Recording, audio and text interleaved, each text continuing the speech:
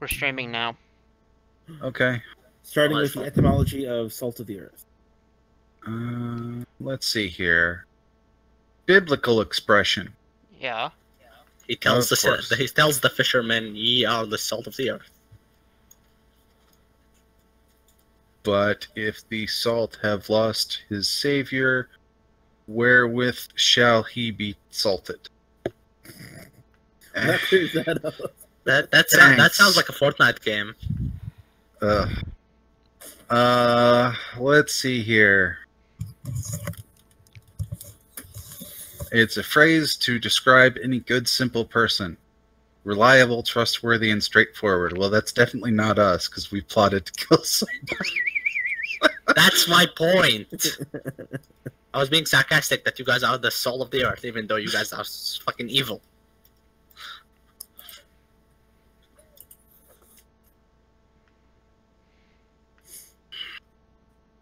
I admit to being at least lawful neutral most days. I think I established that all my characters, when driven by me, tend to go chaotic evil until I wake up again and see that I'm actually driving them to chaotic evil, at which point you guys stop me. That's my DM style.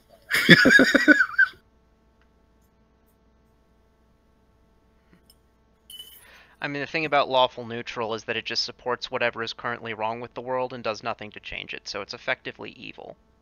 I disagree. Ouch! Holy shit, dude. That's lawful neutral of the world's laws. You can be lawful neutral of the laws that I hold are superior to them.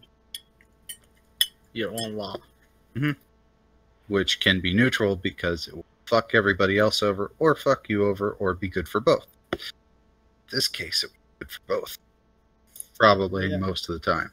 The longer I play, the more I kind of see alignment as kind of a hindrance. A hinderment? Sure, go with that, if that's a word. Hindrance? I don't know. Hindrance is what I was going for.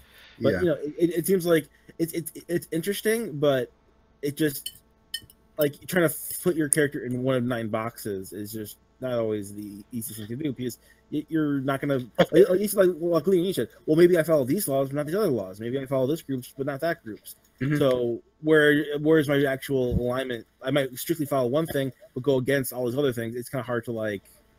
Yeah, and generally, alignment isn't too important unless you're playing something that specifically cares about it. Mm-hmm. I think it's cool on the cosmetic level. Mm-hmm. Okay. Where, you know, that you have a god that represents this type of ideology, and they battle with other gods that represent other ideologies, and this is where it seems cool.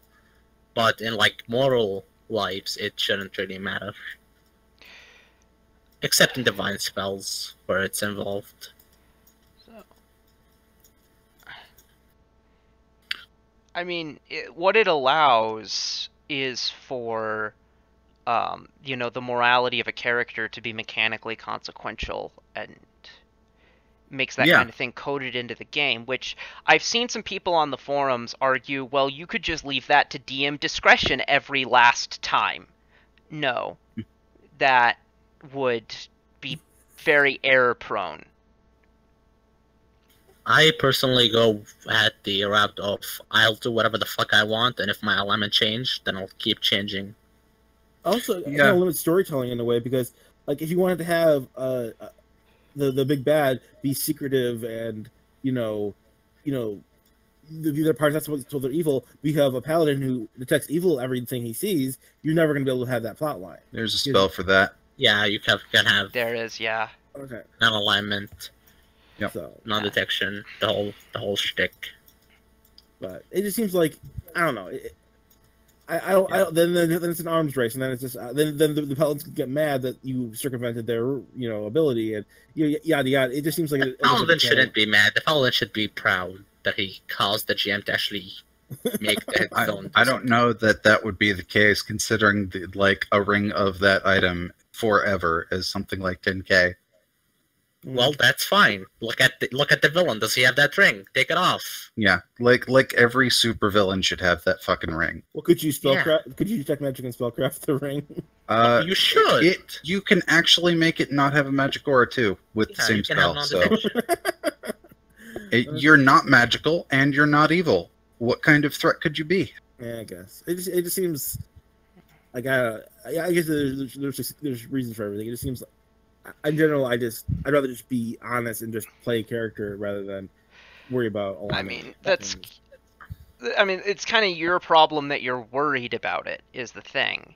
And, some GMs might behave in a way that warrants that, but, I mean, all of the things that,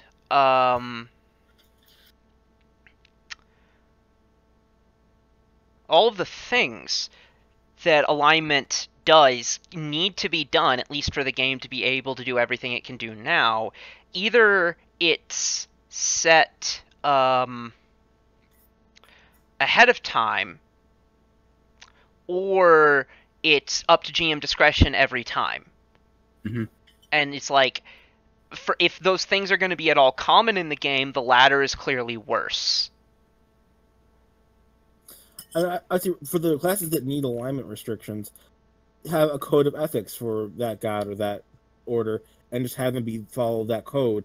And that, I would say that makes a lot more sense than alignment, which is a little bit, a bit more of a vague concept. These people say like, "Oh, what's an evil act?" Like, "Oh, this will be evil or not evil." It's a lot.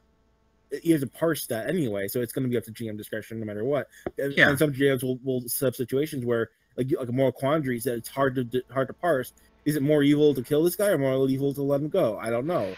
And yeah, I mean, it comes down to just being easier to track. And I hear, discussions and complaints and anecdotes about that, but like, I've never seen that problem manifest. I'm not saying it doesn't, but like, I feel like unless you're out to be an asshole, I've never seen this whoops, that was evil thing done, and when it was consequential.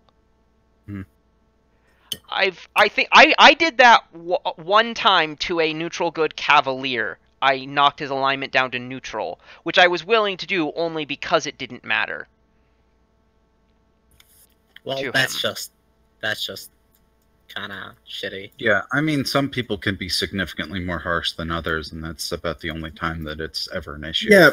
Yeah, I've only dealt with that personally one time, and it was actually because of an accident more than anything. If details and stuff. Tell the story. So I was playing a blaster sort of character, and what ended up happening was. I don't know why the fuck the person was role-playing them, but they would walk up to every single individual and say hello, including very dangerous wild animals. Okay, that's a disruptive player who should have been... assaulted violently, yes. Don't worry, after this situation, he switched characters because he saw how disruptive it was getting. So eventually... I'm just like, oh my god, he's gonna fucking make everything fight us. So when we saw a bunch of things that the GM, for some reason, decided to describe a bit more vaguely than normal, I'm just like, oh my god, these things are big. They're en masse. To just preemptively hit them with a fireball. As soon as I did that, GM's all like, oh yeah, alignment check. And I'm just like, fucking, I don't even know what these things are. And yeah, it was just one of those situations where I'm just like, dude. And then figured out what everything was going on. Yeah, when the disruptiveness came to a full head there, of where I just felt like I'd have to just preemptively hit everything to not have the party get fucked over. So yeah, he switches character because I had just inadvertently thrown a fireball at a bunch of young silver dragons. So if I if I had a player doing that where they walked up to everyone and talked to them, I mean, I would have a talk with, like, if unless I had the strong sense that everyone at the table was okay with it, I would have a talk with them about the fact that they were being disruptive, because that's not okay. That said, I wouldn't change your alignment because I would attribute it to stupidity rather than malice, like your character being a dumbass. I would be inclined to switch it to some variation of chaotic. It would depend on what I thought his motivations were. Like, from the standpoint, if it was a matter of he thought his friend was going to get sick a bunch of monsters on him, and so he attacked preemptively, I wouldn't automatically change his alignment at all. True. Though again, also, no one would. I wouldn't let someone do that chronically at my table.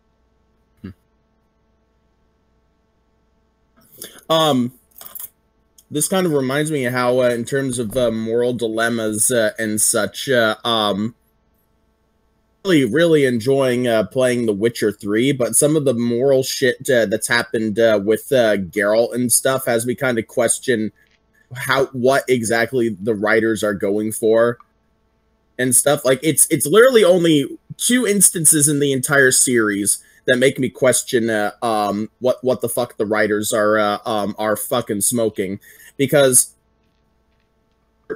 although the game's been out for a while, one of the big story quests, you have to either have orphans get sacrificed in order to appease these witches and seal away this evil. Countryside gets destroyed, including the guy in charge of the place, the entire fucking country. Sounds about right. Can you fight the witches? Yeah, but the thing is that they're needed to seal the evil away. Otherwise, it's gotta get out, and I don't know if you could actually kill said evil. Oh, so it's not a matter of the witches are doing it because they want it. Because there's some other bullshit going on, so you're stuck. You're kind of just thrown into this fucking situation. The only other thing that has me kind of wondering what the fuck the dev team is smoking. Go ahead and load up your male fantasy memes here, because in 2, if you romance one of the characters, there's a moment that happens later where she gets gang raped, and you catch her after the whole thing, traumatized and stuff. And you can immediately go into basically having sex with her in a genteel way to soothe her mind. That's weird. Yeah. I kind of, as that sentence was going on, I thought you were going to say that you can get mad at her for cheating on you. Huh. I had no suspicion of doing that. You can have Geralt basically calm her down, and then you have sex with her immediately after this whole traumatic experience in a genteel way in order to soothe her mind.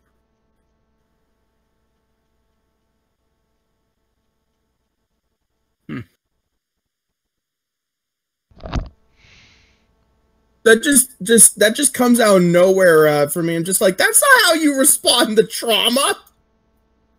It's one way to respond to trauma, in the healthiest way, but it's one way. Yeah.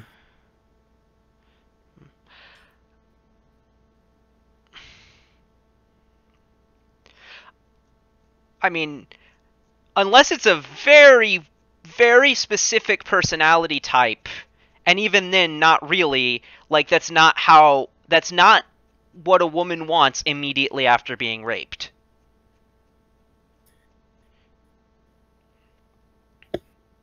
Or a man, like, it's...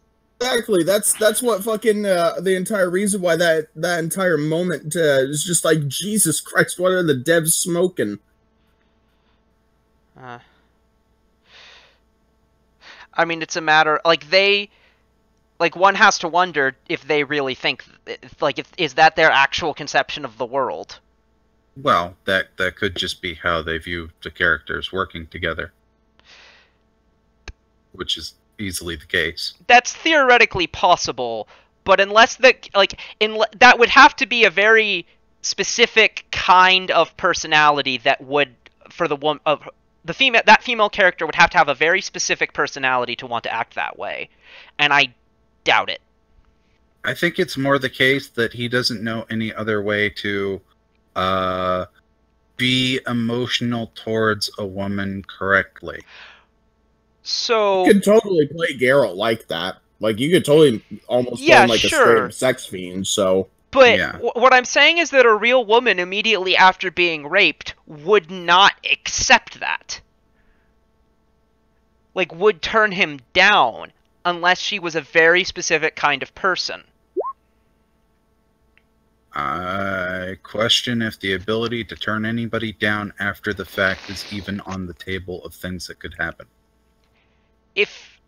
Well, it's after the entire thing. She's traumatized, but, you know, she's safe. Mm-hmm. And you're her boyfriend, like, you know, I don't know how, I it seems like this is medieval fantasy, but it's still, like, I feel like she can probably tell you no if you're her boyfriend. Yeah. And you're playing unless you're playing the character to be someone who would yourself rape her. Which it sounds like that's not what this is. Well, from what I know, they tried to make it as open as possible to the options and play style you could have. So, like, you never makes sense. Rape anyone. Geralt doesn't anyway, but you could totally play him as a complete horn dog. And in fact, you actually get cards in The Witcher 2 first game of all the characters you can have sex with. And are they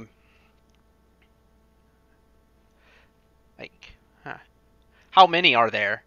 Is it? Oh God! Like, in the first game, I think there's about 15. In the second game, I think there's about the same. But they got rid of that in the third game. Yeah. And I'm not even saying that they need to do that. It's just a matter of, like, in that specific situation, again, unless the female character is characterized in a specific way, most women would not want that. The only motivation I could sense would be in the sense of the pregnancy would be the father's would be indeterminate, and they can envision it as their boyfriend. Well, the thing is, Geralt doesn't. Well, the thing is, Geralt doesn't care about pregnancy because all Witchers are sterile. Okay, then that's not a consideration. The hardest characters to have sex with in the first game is a Dryad, because Dryads in that lore only have sex with mortals for the sake of procreation. So you have to fucking do an almost straight up Lady of the Lake quest line in order to have sex with the Dryad. Should we begin? Yeah, probably. Not that I'm not enjoying this, but we're at 2 o'clock. So can I join? My regular Saturday got cancelled, so I'm available. Yes, cool. Yes, please. I want your kick-assery, you badass rat folk, you. Okay, so we are level 4, right? 3 still, almost 4. Not quite. Almost 4. Not quite. Yeah, cool.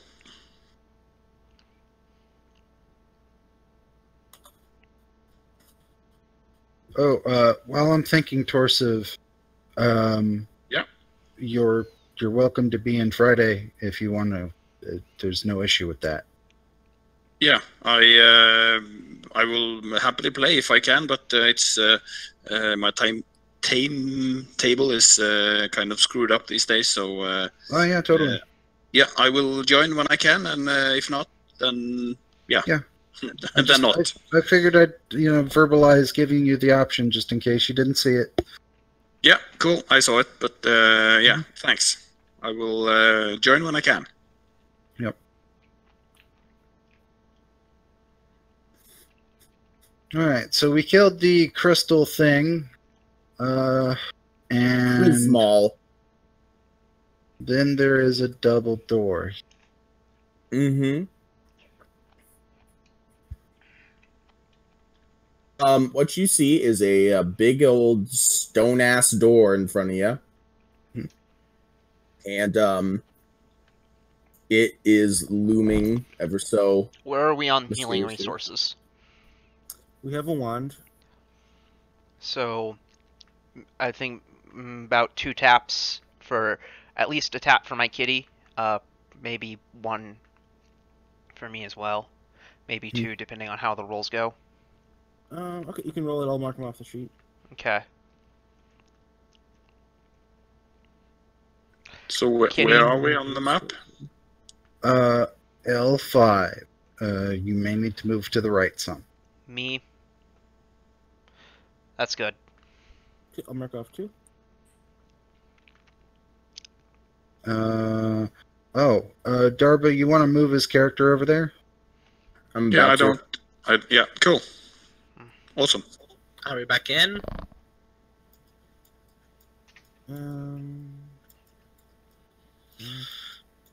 I assume you guys finished the story without telling me, so thanks a lot. What story? The Witcher story. The Oh, one that yeah. I posted upon. You I just didn't posted? want to be... You even fucking responded! What the fuck, dude?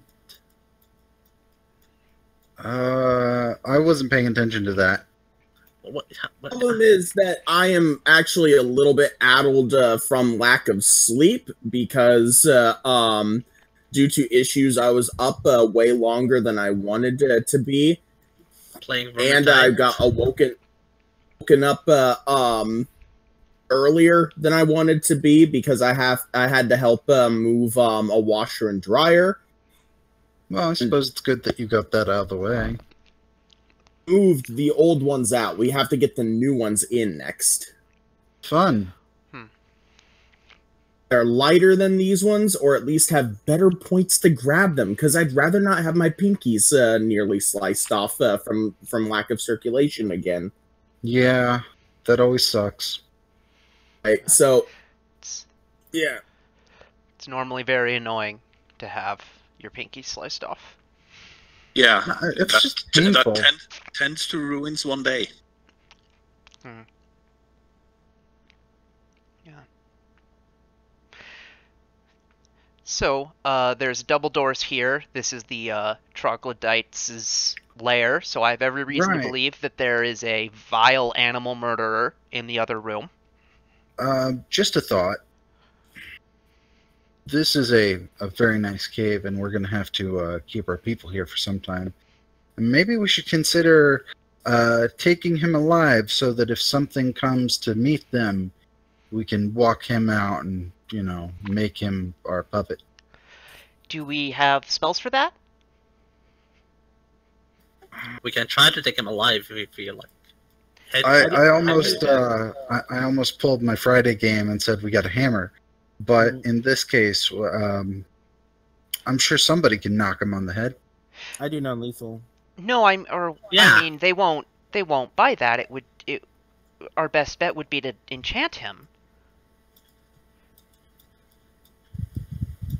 Yeah, if we're gonna make them our puppet, Yeah. we need to actually control I them. mean, that's not really something that the forces of nature empower me to do. Zombie ants. Well, you see, I have a diplomacy check. And so if I diplomacy him into believing that it's better for him to be alive and useful, then it will be far better than him to not be dead.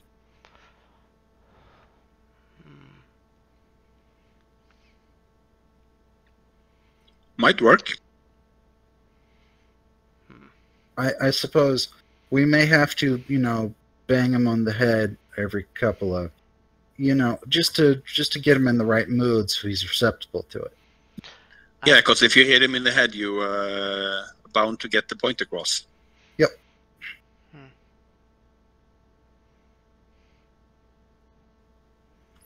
All right. And if it doesn't work, we can always light him on fire. That's a valuable solution. What is your alignment? I don't remember, but let me see. Lawful neutral, I think. That's pretty evil, then. No, not really. I don't think that's evil at all. I mean, Sure. he was gonna sacrifice a squirrel. That was torture. Okay. I've got a funny story sacrifice. about this too.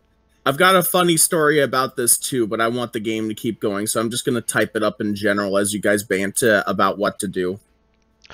I mean, Yes, I don't really have the means to hold back without making myself perform way worse in the combat. So, well, that's fine. When he gets low enough, then we can just deal with it then.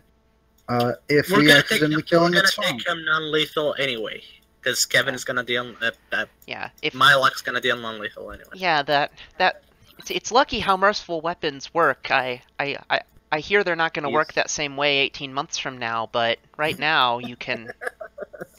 Wait, what are they changing about merciful? I've not specifically heard anything, but they changed it in Starfinder, so I imagine they're going to do the same thing. Mm. You don't actually have a merciful weapon. You have just the ability to deal on it. Yeah. Right? Yeah, at this level, he probably doesn't have a merciful weapon. No, I do not. Yeah, it's a trait that I just don't take the -4 when trying to deal non-lethal. That's pretty good. Yeah, that is pretty good. Yep. Like, you just, it's not reduced, you just straight up just get to do that. Yeah. That is really Nice. good. And then I have non-lethal stuff through my archetype for Swashbuckler, so it all kind of synergizes as well, thematically. And Very cool. Huh. But yes, we shall. Let's try to take him alive. Should we rest before we do that? We are walking into a fight here. Basically, yes. Yeah. So I would suggest we rest. The problem with doing that is that he's right in there and could come out and slit all of our throats. And, Well, You can have if you watch. I mean, yeah, we'd have watch, but most likely it would have most likely we will need that watch, and it'll just have been a wasted effort. Yeah. Yeah. And how are can you rest guys somewhere on else. resources? A bunch of those fights took a bunch out of us. Well, but I have a spell left. I have 2 spells left. I can look at him angrily. That's good. I am feeling well suited for this next combat. We will surely be victorious, I swear. Good. Always the optimist. I assume I have been playing with the party, so shall we run a percentage for whatever I have You've left? been guarding the You've door. been guarding the Yeah. door. Rear guard. So all my spells and abilities are up and running? Everything you have. Yeah. You're very prepared. Yeah. Which is good. So yeah. Which is good. So that's good that we kept you in reserve. So, Yeah, so yay your or call, nay on guys. the resting? No. I say no. Fuck resting. Okay, so we're just going. Yeah. The thing is, if we try to rest, unless he's standing in there like a statue waiting for us to aggro him, he's gonna come out and notice us and gonna spoil You mean our like the attempt to other rest. ones? You mean exactly like the other ones? So there's a really easy way to figure this out as I walk up to the door and knock on it. Yeah. And the hand is out of the bag. I do shield. If that's okay. I should probably there-ish. Darbo? Double focus! what? So- What? I I heard that. Did you fall asleep? No, I didn't fall asleep. I heard everything. Typing stories. Okay, so Fucking everyone, shut up for a moment. I know what's going on. You knocked on the door, right? yes, And I very did the shield loudly. thing. Good. Fucking. All right. So fucking. Shuffling for a bit, and it's just like then you hear someone go, whatever the fuck troglodytes fucking speak, unless Draconic. something fucking Draconic. To which you hear, "Speak English, motherfucker."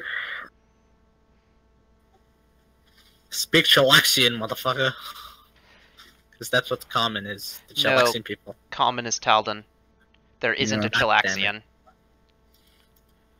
So they don't open the door after a second. Fine, we'll give him time. Instead, open the door and immediately subject one second. I want to make sure that I've got this guy in the right position. Throw open the door and Guntalk, shouldn't you be where Mylock is if you're knocking on the door? I'm knocking on the door, but well, there's a space here, so I figured I could do that. Okay, let me see. Let me determine a few things real quick. Yeah. Okay, so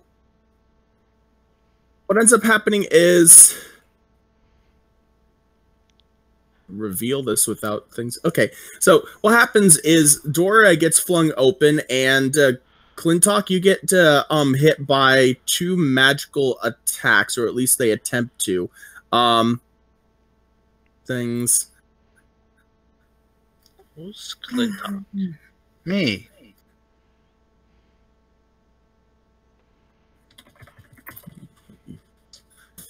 Does 10 hit your touch AC? No. Flatfoot touch, I see. 11. Wow. One above. Does 15? Lucky punk. Yeah. You take 4 acid damage. Okay. And for your character, Mylock, your character is subject to same effect. I'm assuming 7 does not hit your touch AC. Flat foot touch would probably be 7 or 10. Sorry. Wait, why do you assume you'd be flat-footed? We know that they're over there. Oh, they didn't do initiative, so I don't know. Yeah, we haven't acted in combat. I assume this is a surprise round. Technically, it is. Well, we didn't get to act in it, even though we didn't roll perception or anything. Expect them to just throw open the door and salvo you. Did they expect to just open the door and salvo us? I mean, I kind of figured our round started with me knocking on the door and them responding by shuffling around a bit.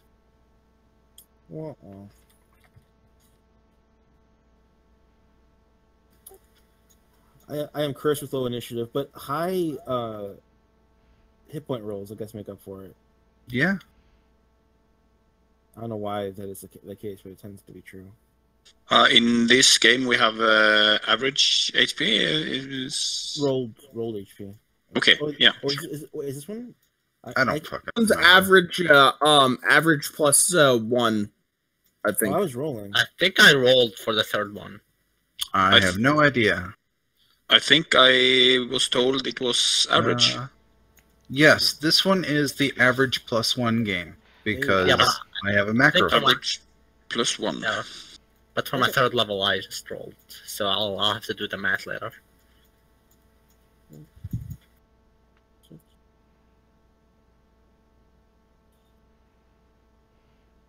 Puppy, you're up. All right. So I'm gonna sit Kitty on yellow there. Give him guidance.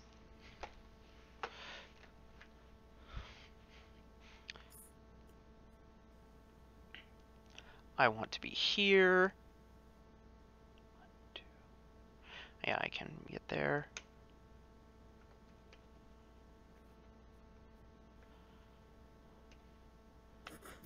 18 to hit yellow. That hits. Is he... Do I get Leon damage? Yeah. Okay.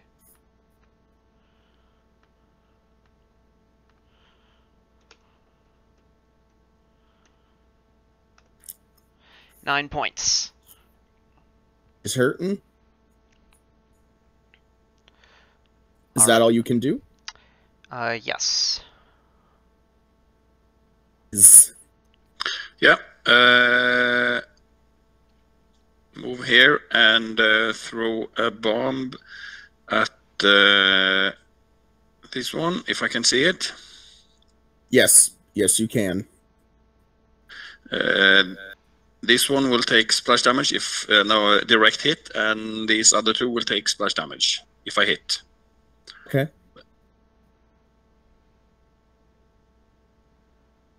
A hit.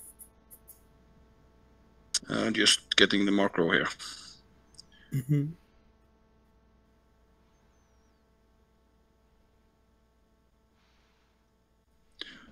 So how did that go? 30 for touch. Oh shit, that's a fucking crit. And Yeah. it confirms too. Check, So 6 plus 8, plus 1 for point blank, 15 points, I think, and 6 for splash damage, say for half.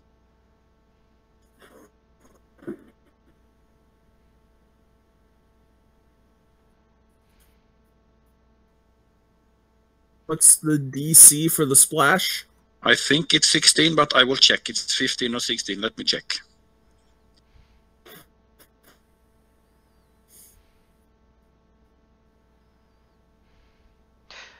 I don't think the person hit takes splash damage.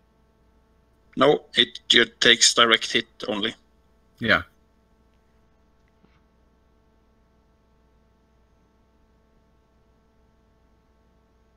I will figure out the DC, and you guys can carry on. Okay. Okay. All right. Oof. We're gonna move. Fuck, you boxed me in.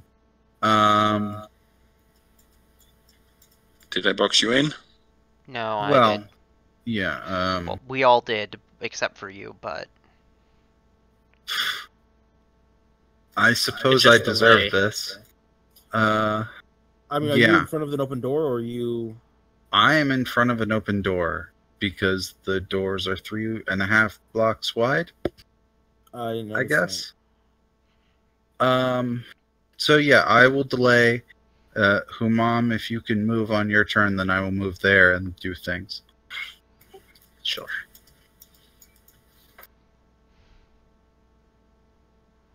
Okay. So, just keep the initiative going. I will cast a spell. This is going to be protection from evil.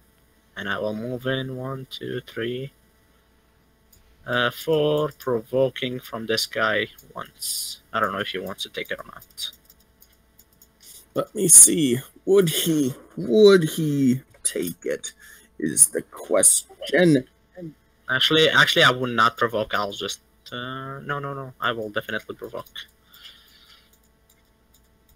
Okay, let me see here.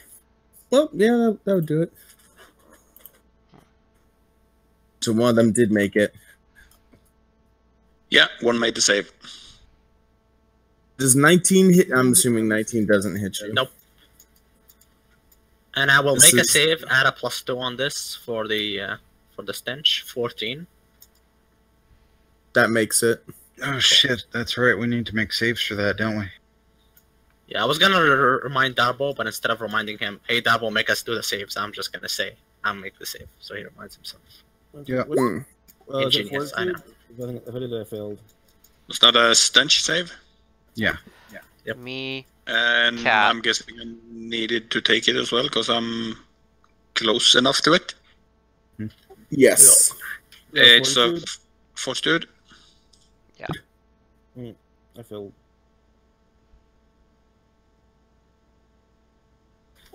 Could you put Leon before Kevin? All right. 5 foot here, and then we're gonna shoot the gold dude. 11 doesn't hit. So next. Okay. It's Its turn. Let's see. Kevin, you still have a turn, don't you? I thought I did.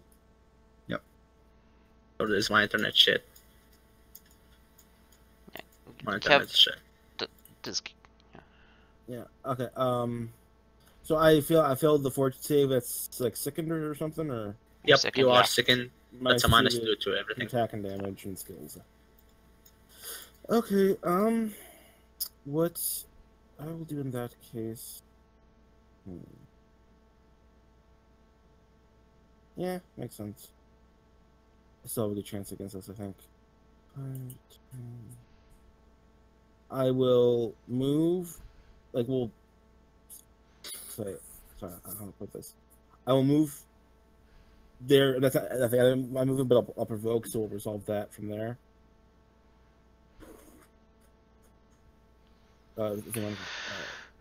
Does 21 hit? So I parried, and I'll percent of panache. Does a 16 hit them? 14. All right, 14 hit. Yeah, it does. For a mighty 2 damage, or 1 damage. 1 damage. And- 1 from me too. Oh, so yeah, so it is up to 2 damage total. And then DC 18 intimidate. He is shaken, I assume. Yeah, if that's pretty decent for them probably. And then I will continue my movement. Where is 5, 10. Are you gonna make an attack of your own? Move to there. So this will be flanking. We'll get rid of the minus 2 attack, but still only 2 damage.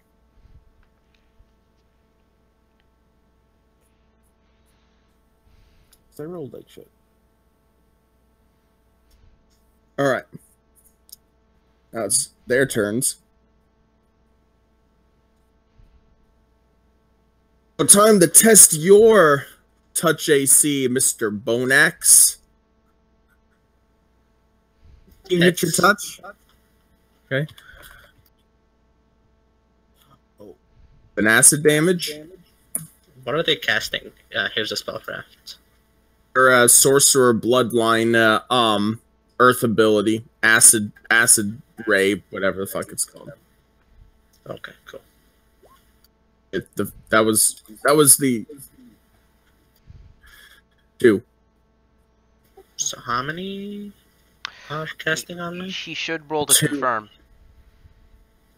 Well, that nat 20 was erroneous because it was an extra d20 roll when I meant to roll damage. Sorry, I forgot. 6 more damage on the one I attacked. I forgot my precision damage. Oh, okay. So how much do I take? You know? You took 9 points of acid damage.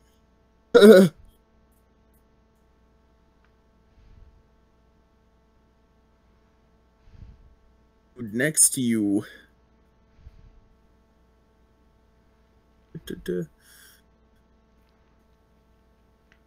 What abilities would they use?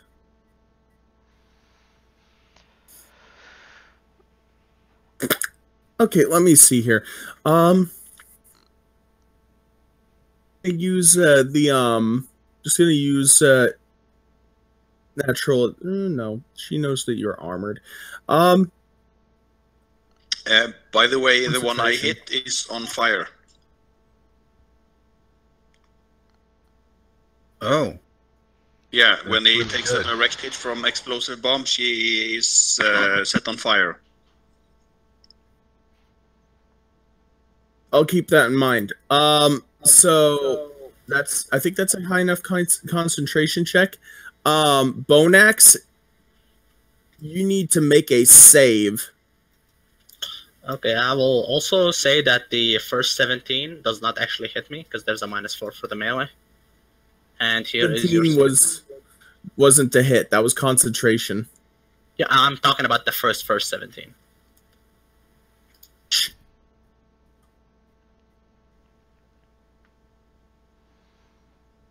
There's a +2 on this. Well, you make the fortitude save, but the 17, Shit. Sorry. the attacks on you earlier were touch attacks. Yeah, they are touch attacks. With a -4, they become 13 because I am in melee, and 13 does not hit my touch. This dude wasn't the one rolling the touch attacks. These two this were. guy. And I'm in melee with this guy, so they take a penalty to any range attacks. I will just shut up. Yeah. I'll take the damage, whatever. Here you go, -7.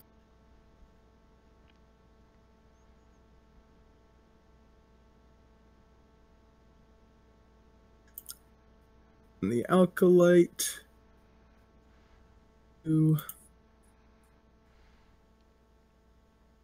is going to attempt to attack the kitty. Okay. No. Alright. Alright. So, bite. Now the kitty gets claw, to return the favor. Claw. The first and the last do not hit. Okay.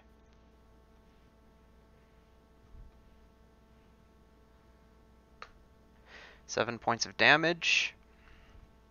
Okay, and... Good job. 5-foot step here. Guidance. Oh, thank you very much.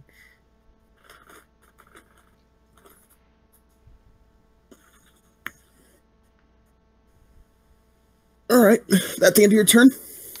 My turn. Yes. Yeah, I throw an alchemist fire on this one.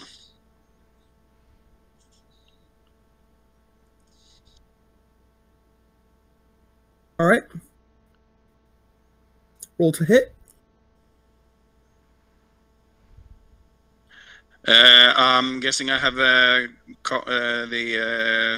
Soft cover, yes. dude here is giving cover. But you probably still make it. Yeah, so it's 15 touch. That still hits their touch. Yeah, so 6 points fire damage. And you said that this one was on fire, right? Yeah, so it will take 1 point of fire damage for the bomb.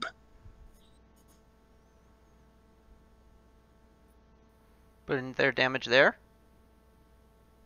What? The macro has damage on it. Oh, is that from the bomb earlier? Right, yeah. Yeah.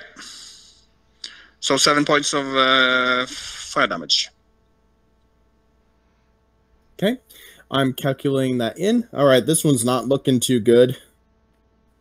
Yeah, and the splash is just 5 feet, so no other effect. Humam, you go before me. I'll delay. Okay. Then I will move up. I'm going to move to there and tackle the left one in the back. No, I won't. Keep delaying.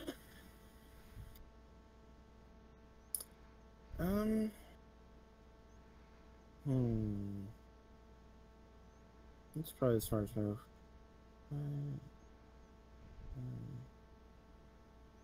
I will make an acrobatics check because I don't want to provoke in this case. That's a +12. This is against their CMD, but +12 is pretty good at this level. 31's gonna blow it out of the park. I don't think you need to check. Even with 2 targets. I will move to there. To there, yeah. So I'll move to there. I'll give Leon. Oh, yeah, I'll move to there. Sorry. And I'll attack the one I'm flanking. That'll negate the penalty to attack. Negative minimum damage yet again for 5 damage. Okay. Damn. And which one was it? This one? The Red. one I'm flanking. Red. Yeah. Oh, okay. All right. Red takes that damage. That sucks. D8 too. That's pretty bad. I would like to take my turn now.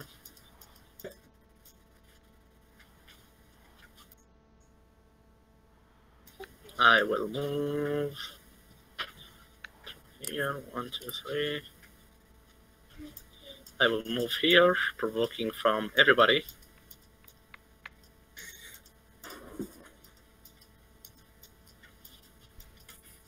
No, no, and no. And I will single attack for 14. All right, that hits. That hits. 11 damage. Nice. Because Leon damage.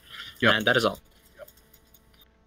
Now back to our regularly scheduled lizard turns. This one, let me up to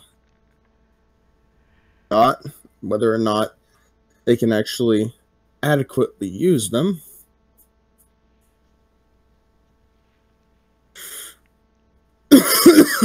Ugh.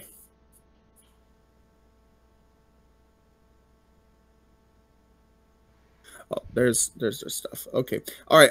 So what it's going? So what these ones are gonna do is let me take a look at.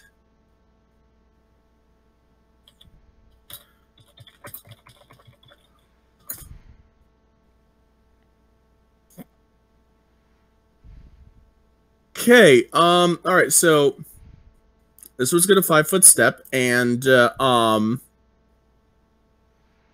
I need you to roll me a will save. Boom. See here.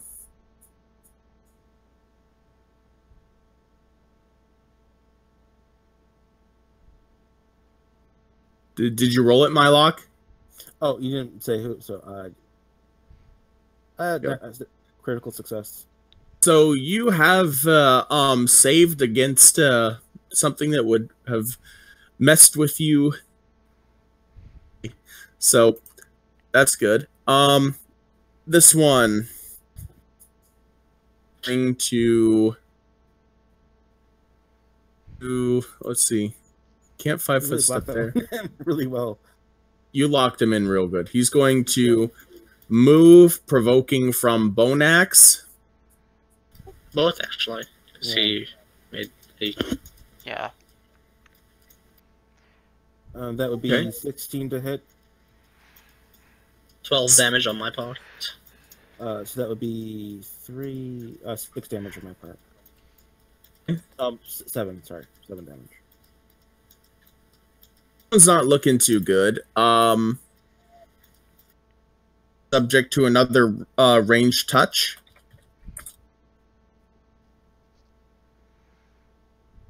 Hit your touch.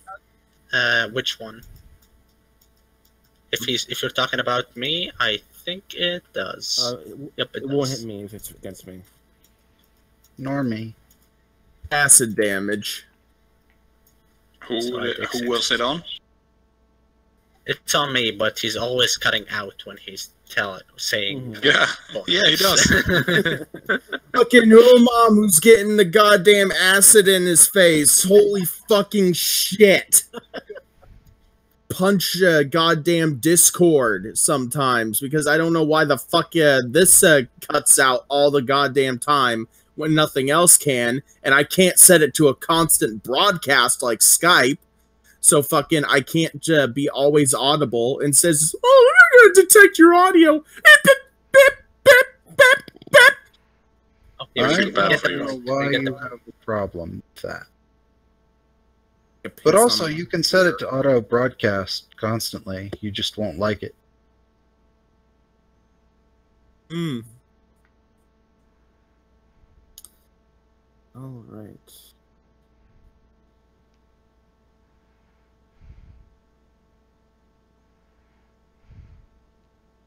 The intimidate against the 12, 10 intimidate probably failed, but the intimidate against red I think was pretty high, so that might have succeeded. That was a 19, 17, sorry. Yeah, that would. Okay, so he's shaking, the guy in red. So that one. Okay, now it's this dude's turn.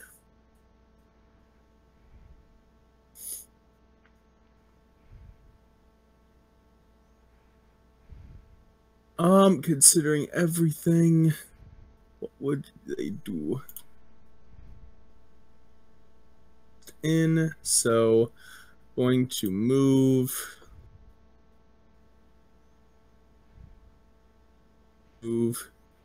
this way. That provokes.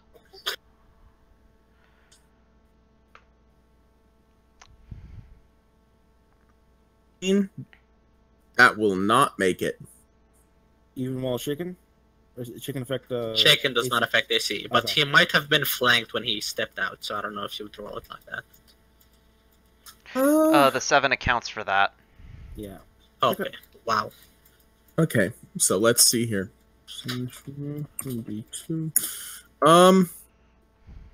Yeah, you're getting a ranged attack at you. So I heard everything but the name you said. Mylock. Okay. Okay, ranged. That will definitely 24. hit. Okay. It's a good roll. Stone 4 for 4 damage. I can take that.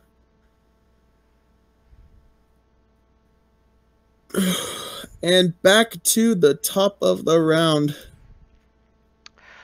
All right then. So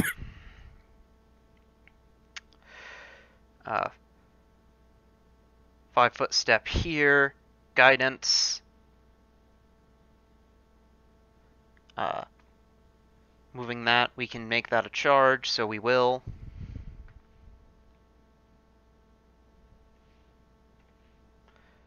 Bite.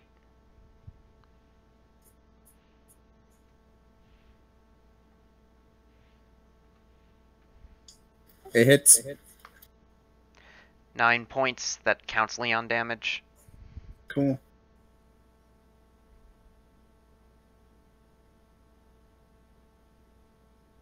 Okay.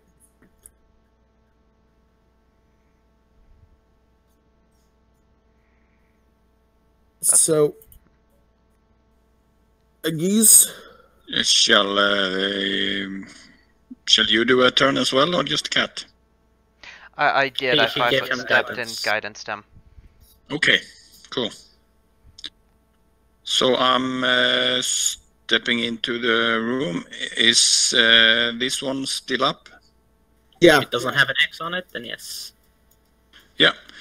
So I'm throwing another alchemist fire on it. oh, and I gotta account for the burning damage too. Yeah, you did. Took four damage from burn. And it's still up. Yeah, it's still up.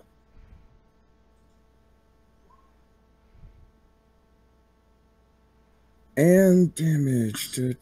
7, 4 in the previous damage. Okay. It's almost dead. Yeah, and it takes another d6 for the alchemist fire from last round. Is that not right? Because Yeah, all I the burn account for effect. that. Yeah, and it will. It didn't put out the fire from the bomb, so it will take d6 points of fire damage from that. Oh, okay. So we have a lot of fire going on this one. With that, this one drops. Cool. I'm useful. You sure are.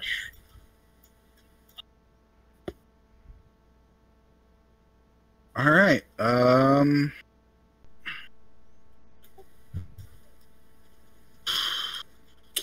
Go to there and try and get the guy in the corner. 19 to hit. That hits. Good. Take 7. This one's almost dead.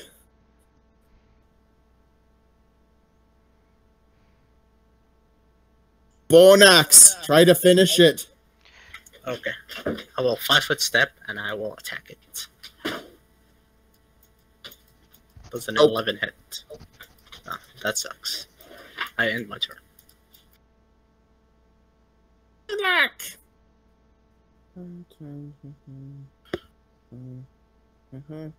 Move that way without provoking, and single attack. 23 to hit, that hits. 4, 5, 6, 7, 8. 9 damage. And there goes another lizard. Get a panache back.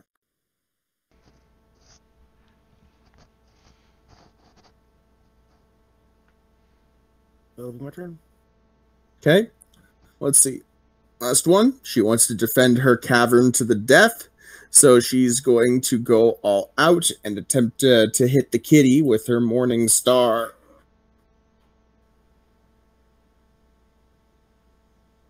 $16? No. And let's see if her iteratives via her Bite and Claw will actually do something.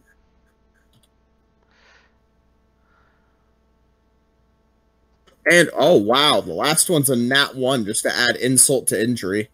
Take a d6 of fire damage as well. And now the kitty gets the full attack. That he does, that he does. First, 5-foot step, guidance. And we full attack.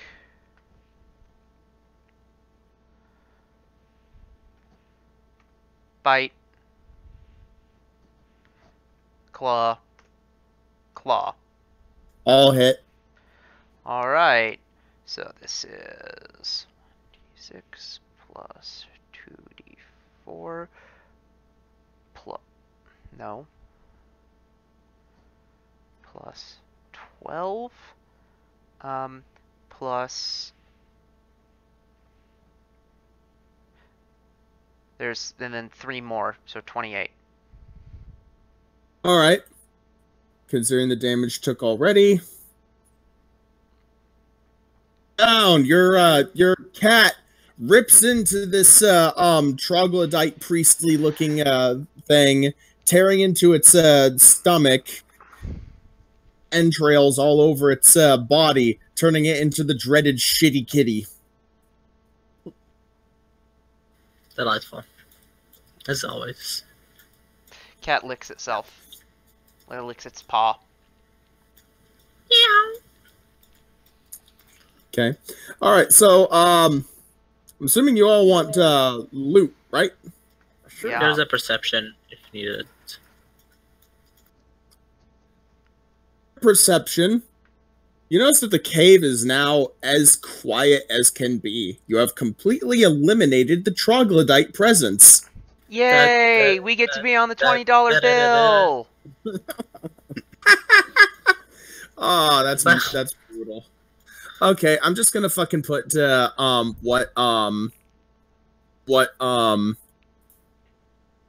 here in the chat because my brain is still addled.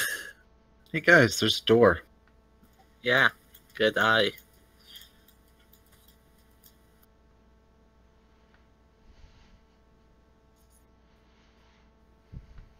Are we sure we cleared everything? Well, there's one door left, so... There's one door left, unless you want to abandon the campaign and go into the Darklands.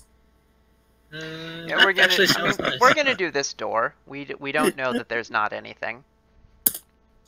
So that comes off of Igiz, the priest of this cave. By the way, all level up. That's good. Yay!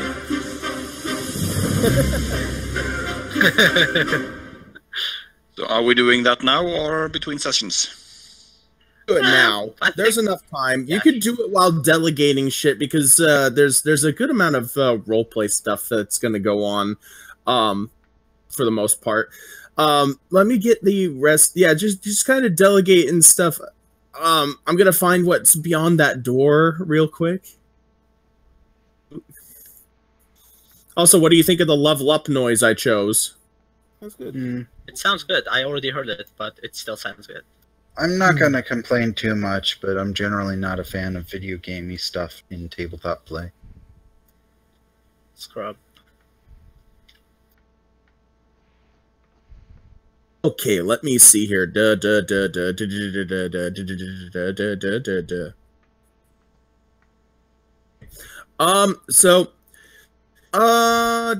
Okay, so you also get 2 doses of Dust of Appearance.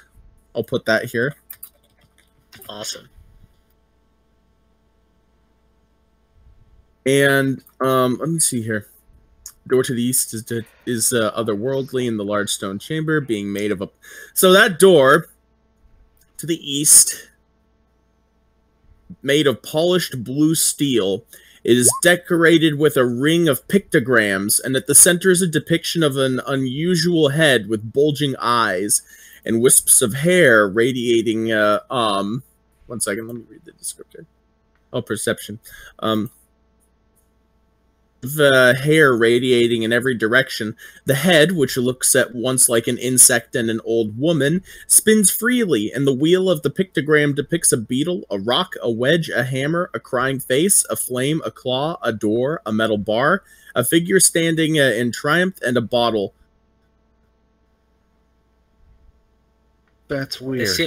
With your perception, with your perception check, you know that several of the pictograms also appeared in the carvings of one of the previous areas. The parts create a simple combination lock, opened by first turning it to the combination. Fucking Skyrim, are you serious? Yeah, this is basically Skyrim. What the fuck? Delightful. Alright, so do you put the combination that you saw previously because my brain is too addled to look back and force you to remember it? Okay, so you make the combination of the rock, a metal bar, then a crying face, creating a simplistic biography for whatever the fuck this creature is, because I don't know what the thing that is. Give me a knowledge dungeoneering. I think I might have that. Yep, 9. Da, da, da, da, da, da. Okay. Is this before or after we level up? After, I think. Yeah, I don't know if I would book it, so... No. Yeah. I'm gonna save the leveling for whenever a break is, or, you know. Actually, it should be planes, but I'm gonna give it to you anyway because these things are fucking strange as shit from their description. Morns are a race of primeval elemental outsiders from the plane of Earth, best known in modern Golarion as Vault Keepers. Among the oldest known life forms, Zyomorns travel to young planets in the material plane to conduct experiments. There's a tomb to one. Cool. So I have a question for the party. Is there any profession you guys would like us to have that might come in handy? Ask any one of the 20 NPCs if we miss a profession. Well, I'm asking the party first, then I'm gonna ask Darbo to ask the NPCs. You need a butcher, a baker, candlestick maker.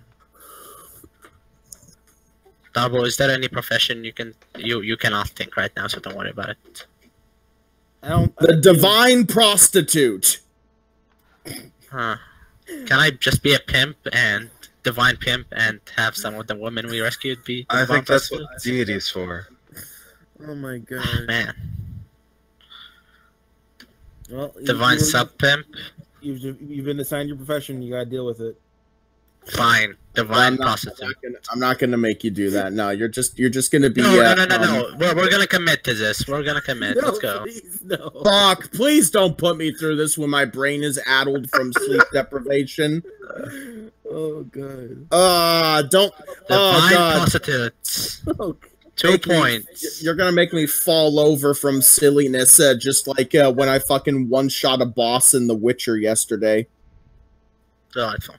So there's this fucking, sorry to sidetrack, but there's this fucking thing called a foglet, which I should stat. It's some fucking gross undead creature that hides and creates clones of itself based on fog. I fucking face checked the fog with telekinesis, managed to knock it down. This is a fucking boss 2 levels above my level. I walk up and just immediately am able to use a finisher on it because it's prone, and I just fucking one-shot the boss fight. Yeah. Makes sense. I put my controller down and just kind of fell on the ground, laughing hysterically because of how silly that was. Anyway, so, alright, you crack open the door. Beyond the strange metal door, I'm going to,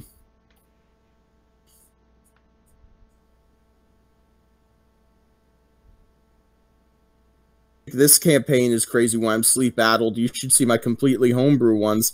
All right. Anyway, so you open up this and you find the tomb of the being of which the troglodytes and the Darrows that lived here beforehand venerated, known as the Excavator.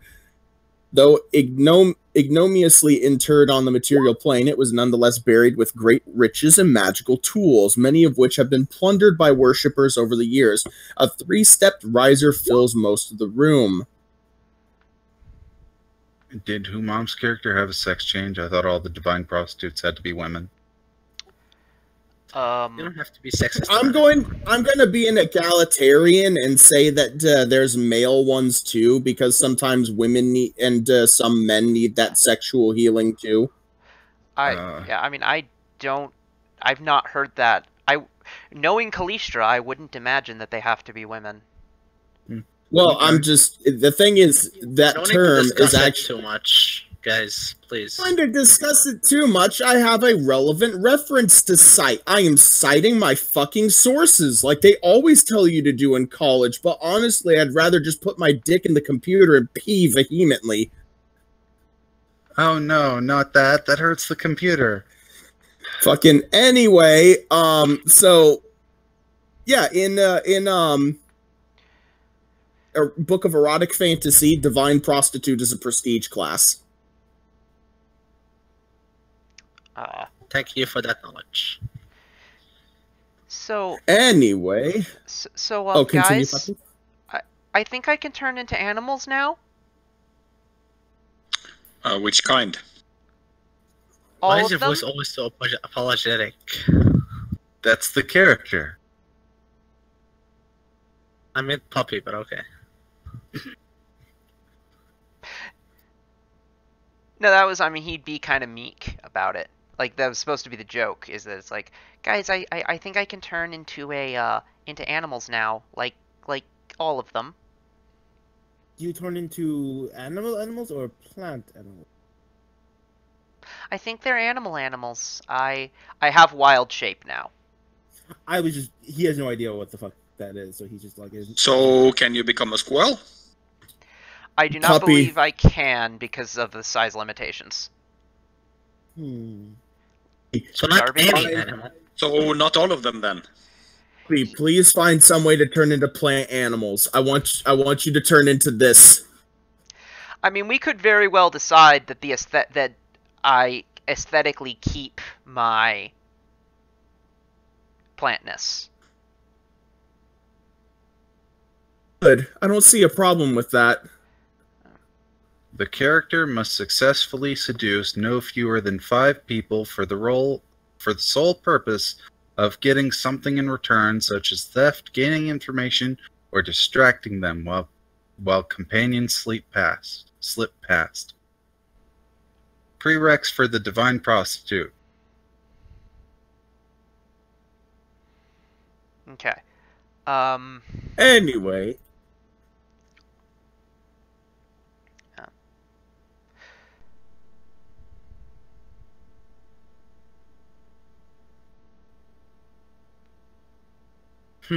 So we should, like, destroy all this shit, because it's, not good deity stuff.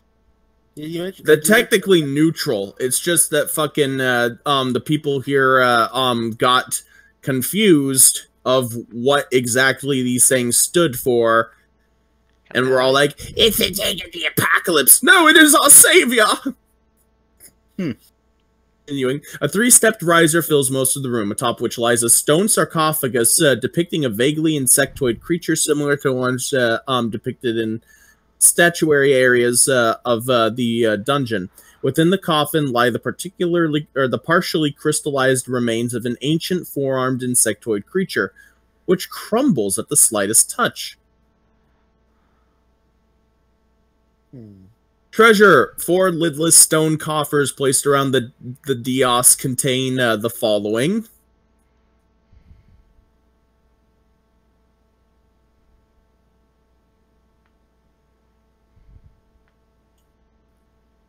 Heavy but badass sounding belt. What? 4 lidless stone coffers placed around the dais contain 115 copper pieces, 730 silver pieces, 335 GP, 10 platinum pieces. Nice. Wow. Amethysts worth 25 GP each, 9 aquamarines worth 30 GP each, a +1 buckler, 2 steadfast gut stones, and a belt made of interlocking jade plates, which functions as a rather hefty version of a belt of mighty constitution. Kitty? Yeah. I might want that, actually. Do you already have a belt? No, I do not. I do not. Do it for level fucking 4. So I would rather the kitty have it. I don't want the kitty to die. Me dying, I'll just, pick another character. Hey, Humam, with how you trilled the end of that 4 there, you sure you don't want to play a catfolk? I am playing a catfolk in the Friday game. Ah, okay. All right, so it's hefty. Do I need to worry about encumbrance? I'd imagine that's just flavor, so don't sweat encumbrance. Okay. Yeah, it would have to put weight if it was more than the regular weight. So now that this entire cavern is cleared out, you now have a easily defendable and rather nice shelter, a means of trade. Yep. And who are there to trade with? Okay. Go ahead. To our mousy friend here. So basically earlier, there's an area I will draw your attention to here. So you know how I joked about going into the Darklands? Yeah. This area right here, that leads into it. However, because the party managed to stop by and I rolled the 1d100 chance for it, the Snurf Neblum trader that comes by said a friendly hello and showed that the Darklands are not as all inhospitable as everyone would say they are, and will come by once a week to trade. Amount to trade. Awesome. And it's a fairly, I think it was items that are like 500 GP or less. It was so not like we can't get everything, but some things we were able to find. You can get supplies to start crafting, though. Mm-hmm. Yeah, that is fine. Kind of nice. Yeah. So is that everything turned out in taken care of in character? Because I would like to talk about the spells we should learn since we progressed the level, like we did the last time. Let me read the next part since you've cleaned out the caverns, and then I will let you take care of spells and stuff. Yeah. Caverns. With a few modifications, the caverns provide an excellent home for the refugees. The biggest issue to new residents is the fungus that emits an odoriferous gas. Fortunately, the fungus is delicate and easy to tear out of the tunnel. It requires 20 days worth of effort, which can be accomplished with 20 people working for 1 day, or 1 person working for 20 days, or any combination. The fungus is edible once cooked, and each day spent clearing mushrooms from the caves yields 2 provision points. So you just got fucking 40 provision points for free. That's nice. The artisan well in one part provides plenty of fresh, clean water for drinking and bathing. The numerous small caverns are also defensible positions. While the caverns are easy to defend from surface threats, the Darklands Tunnel is a potential weakness. If you post guards or something, you might be able to mitigate the threat. Which we will do. It will take a few days to properly clean it out and outfit the cavern. And the refugees will kind of upturn their noses at the smell, but will go about their business. You gain a promotion that you can assign to a NPC.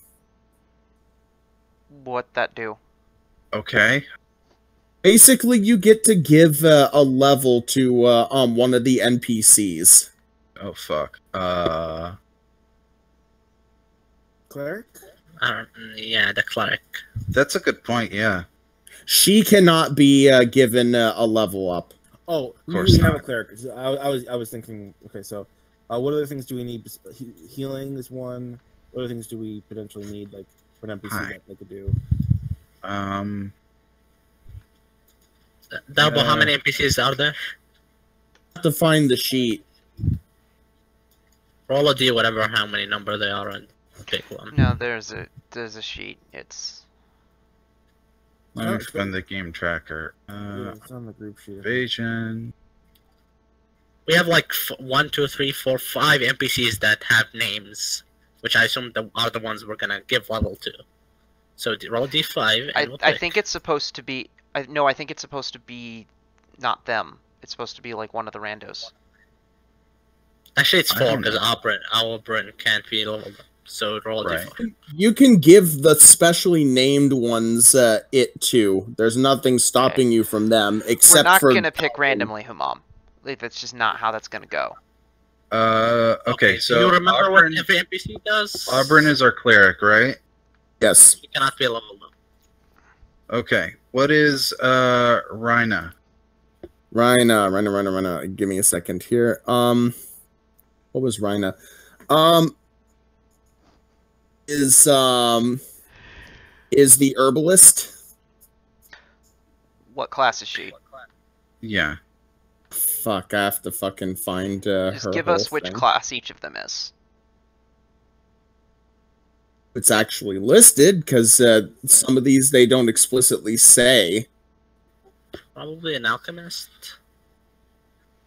In theory, though, I think one We of the definitely other- had we definitely had a named alchemist. I don't know which one it was. It was fuck, what's his name? I know it's no, not Kining. Kining's the blacksmith. Okay, but Weld's the alchemist. okay, alchemist.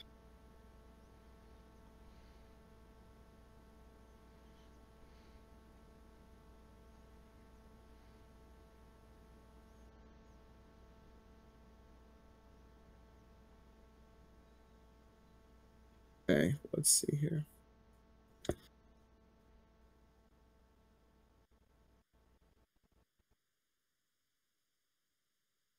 Were we shift ping to L4 for some reason? Not me. Okay. I was on the loot sheet. The shift ping there to show the entrance to the Darklands. Right. I was off the page for a second. I was dealing with loot. Get everything separated. So, if someone wants to do a quick dibs on things. Rhina's just I think an acolyte or something. Jet is I think just a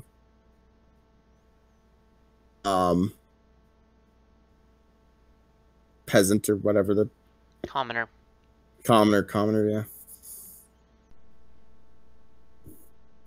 Okay. Well, fuck. We have one expert. Do we want Cleric? No, like an actual expert, generic NPC. So, I mean, we could level up that expert, and then they could do something. So so like just with regards to the options, like so just to be clear, like here I'll get the Iron Fang invasion thing myself. Look at allies. Need a link? So, there's a cleric, a commoner, an alchemist, the herbalist, and the blacksmith. Yeah. And then there's the generic NPCs. I mean, I think if the alchemist is the only one we should consider other than the cleric, we shouldn't bother with the. I don't know that we want to bother with an alchemist if we have a Torsive. This is true. Fail. What the blacksmith? What are they? Can they craft things for us? Kinning?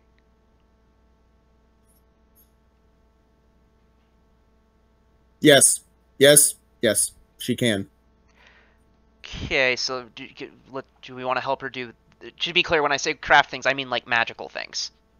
Oh, no. I don't think she can go that far. Okay, then she's not worth So we need either the alchemist is actually a good option to make potion and alchemist fire and such. Yeah, that's a good point. Because the alchemist got brew potion, and that might be useful. This is a good point. Have it? But having an extra person with it is going to be useful. I mean, sure. Yeah, definitely. Okay.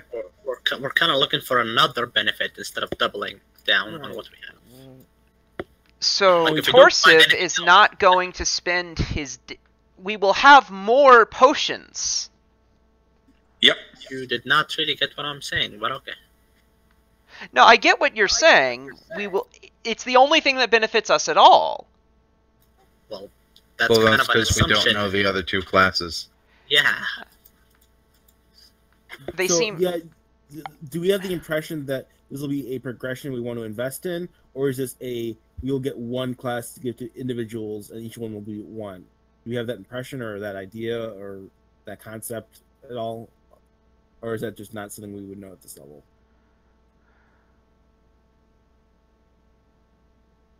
Darby? Can you... Hello? Yep. There Hey. So we currently know Alburn is a cleric. We don't know about Rhina or Kinning. Kining, I have to see what her whole shtick is here, because Please I do tried to that. look and see what it was specifically, and it fucking doesn't tell me explicitly.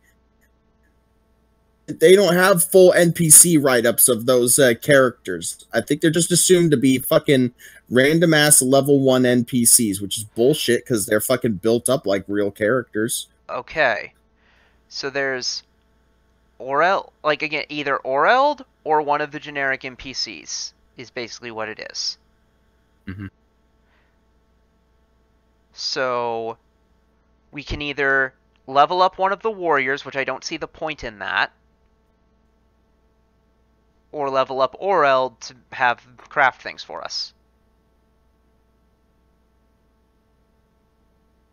Like the only other thing I think I could see that would benefit us would be if we started working toward leveling up either if we could promote the adepts into being clerics. Or wizards. Yeah, like could we? That's a question. Is could we retrain their one adept level in lieu of leveling them up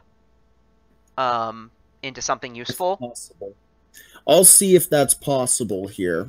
Because if that's the case, then getting a wizard would probably be a good idea.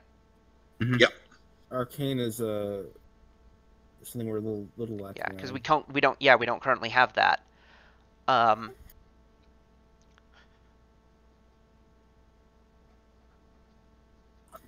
don't think it's going to matter all that much, to be honest. I mean, kind of agree. We should get access to some long-term buffs and things that we could I doubt we can get that. It would mostly be just we would have the wizard spell list in front of us, you know? Here.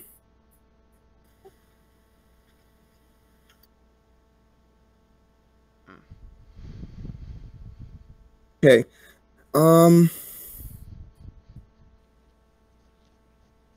Allows an NPC. Okay. Allows an NPC to retrain to another NPC class, most often allowing commoners to retrain into adepts, aristocrats, experts, or warriors, or to gain a level in their current class. Cannot retrain into a base class unless a PC specifically selects that character as a companion with options such as the leadership feat.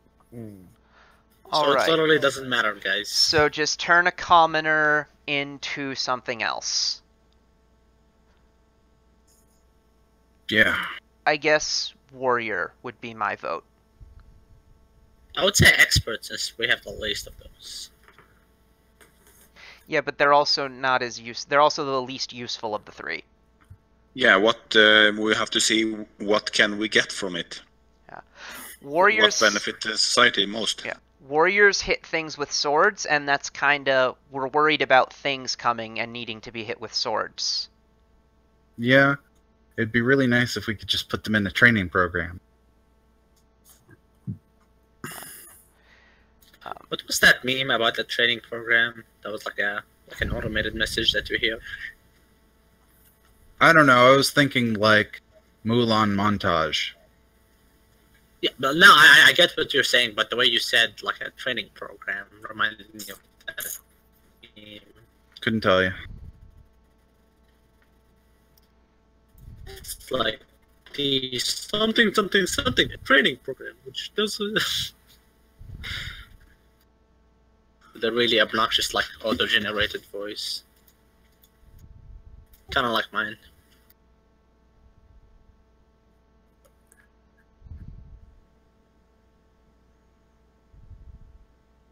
So did you all agree on warrior? That's fine. Yep. I guess, sure.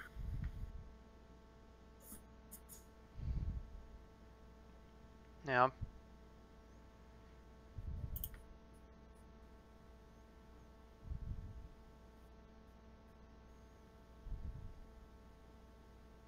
Alright.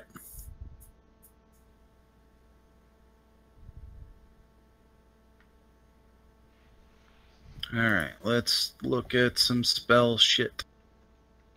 Oh, are we taking, like, time, like, days or so to not be adventuring? To clear off the way or whatever? Yeah, I mean, we've got to take days out to prep this place, so. I think he said, like, 1 day since we have, like, 20.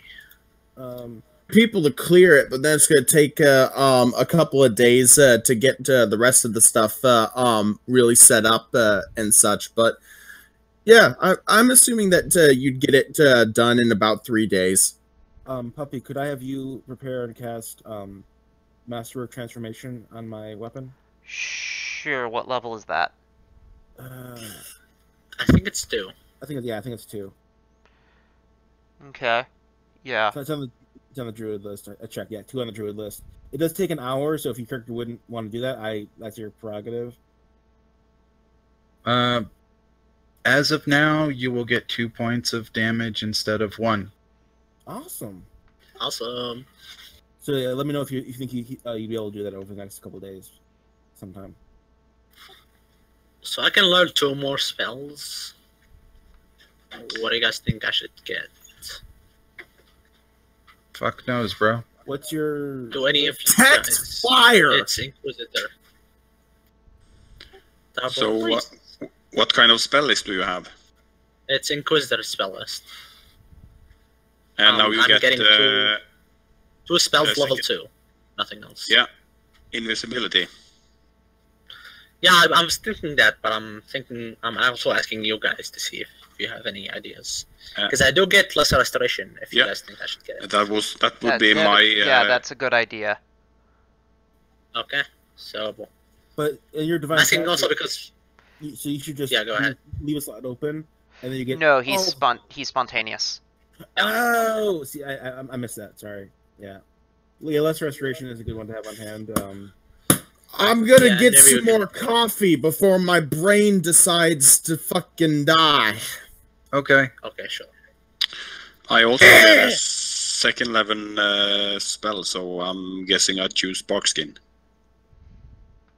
Yeah, Barkskin is so insane.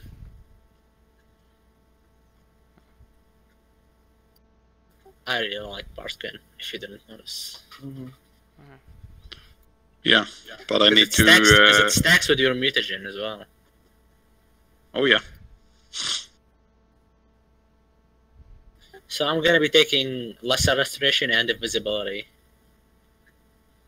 I could take Hold Person if you guys want, or stuff like that. Protection from evil. How much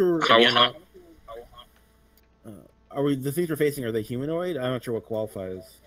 Hold Person is humanoid. Right, like our goblins and whatever human. All troglodytes, goblinoid, they're all humanoid. They are humanoids. Okay. Yeah.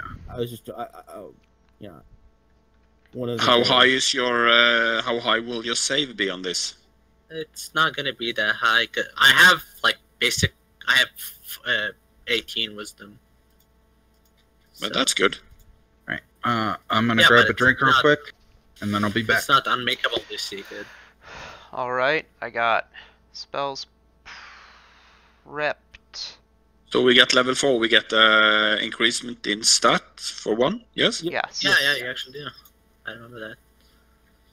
Maybe I should put it in wisdom. I'll go ahead and leave that charisma at 5. Fuck that. Nobody needs charisma anyway. I got 16 charisma. I increased my cat's charisma. What? Awesome. Why? Intimidate. I guess that makes sense. I bumped it from 5 to 6 because that gives them better intimidate. Okay. Makes sense. Okay. I'll be right back as well. Yeah, makes sense. Might as well take a break. Yes! Take a break. Okay, I'll be right back. Unless you guys want to talk about stuff. You can take a full-fledged 15-minute break if you'd like. I'm feeling fucking good today, and I gotta read about some of the challenges that might get thrown your way here. Oh, could we retrain some stuff in this time of fixing the cave? Yeah, I don't see a reason why not. How many days would you say we get like free time? In a week. You get a week of free time before shit starts getting wonky. So we can craft shit?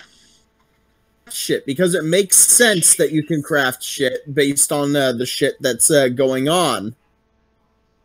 That you can, and the reason why shit's going to take a bit to reach you in terms of adversity. Time. Make a relationship. Knock up one of the NPCs.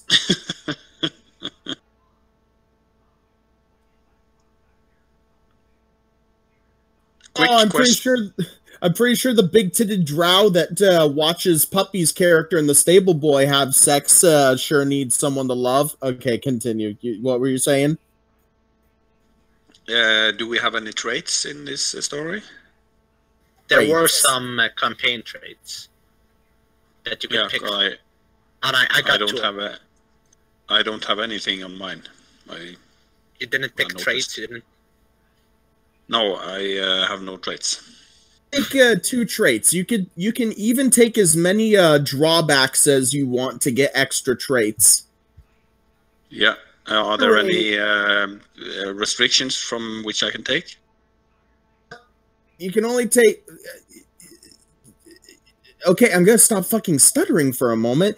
I'm just gonna say that if you can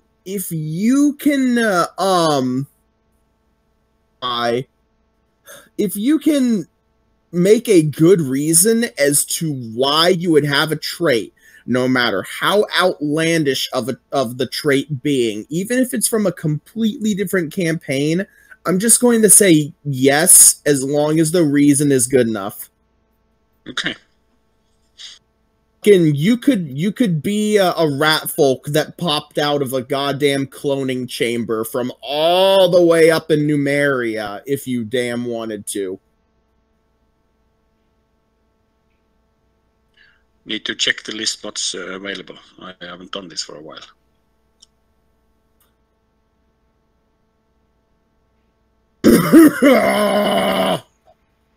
Would you guys like to have the coffee talking? Not the coffee. I'm still sleep-addled, fucking, and still tired from having had moved a washer and dryer, and I'm gonna have to move another pair of them here soon. But fucking, I'm gonna need a nap after a bit. But anyway, so what was it? What were you gonna say, Torsiv? Is there any traits that catch your eye? Anyone's for catfolk, if that's what you're looking for. I'm just starting to look, so I don't know yet. I'm reading catfolk traits, so ratfolk. I mean, ratfolk. I'm actually working on creating homebrew traits for my campaigns, and I'm gonna have to make a whole slew of them for my campaign setting explicitly.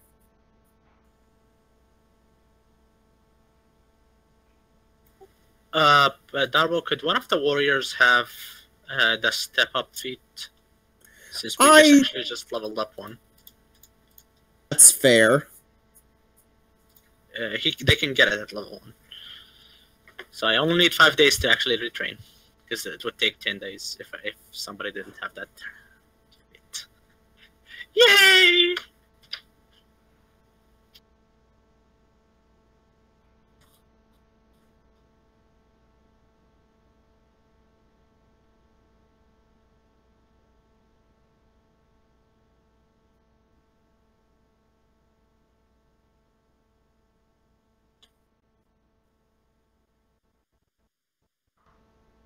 I'm back.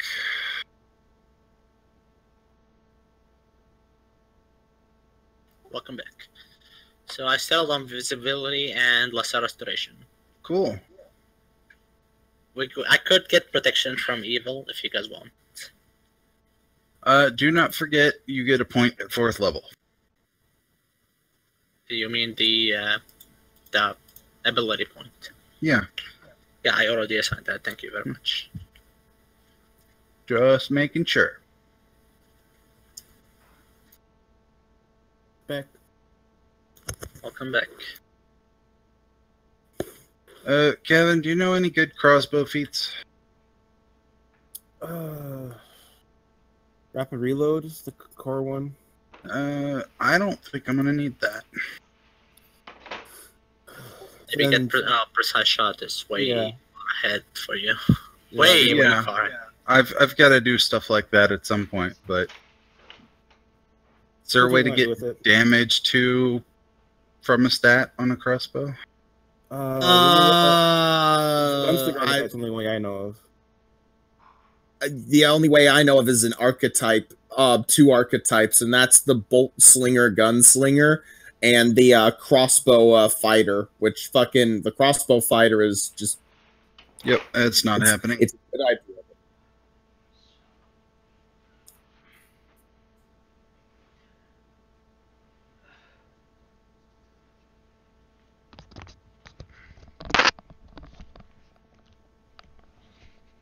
You can rapid shot with it. Hello. I'm specifically not going to give a fuck about shooting more than once because I can only apply my painful stare once on my turn. So then you probably want Vital Strike for your crossbow. Then oh shit, I can do that, can't I? Fuck yeah! Vital Strike. Sure, it needs power attack. I think. No, it's the BAB. No, you need base attack 6. Yeah. So I could do it later in theory. Yeah. Oh wow, it actually does not need power attack. I don't know. I gotta figure it out. I had originally planned on, making a gun, but we'll see how that works out. You can craft it. We have a week. We have 7 days. Yeah, I'm mostly concerned about the expenses. Well, I can help out. You are owed a lot. You can take money out of the loop because you have the least amount of money out of. You have 1 GP so far dispersed to you, so you can easily take 1,000 and still be the lowest dispersed to. Okay. Actually, it's 301 since you took 300 for weapon crafting supplies. So you already have 300 in weapon crafting supplies. Yeah. So. All right, let's see here. I'll have to pick up gunsmithing as my 5th level feat when the time comes. Okay.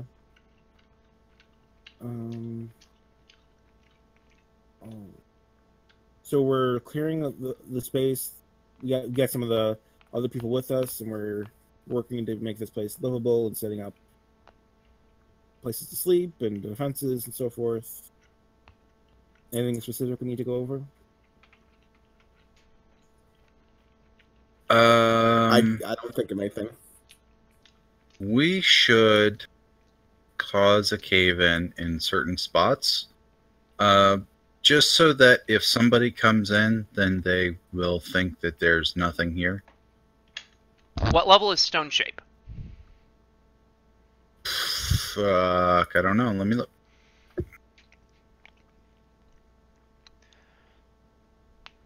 Okay.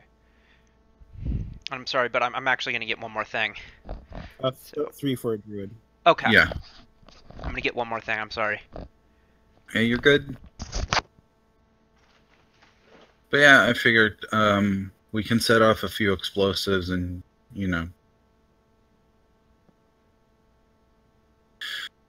you guys tell me if I'm wrong. I'm just going to draw some lines here. Let's use... brown's a good color for this. Large. Wasn't the cursed terrain permanent at the front? What? What? Oh yeah, it is. The thing Puppy did. I think he permanently cursed the terrain, something like that. Yeah. No, I'm pretty sure it's not.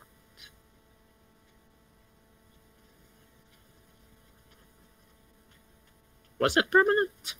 I could swear it was.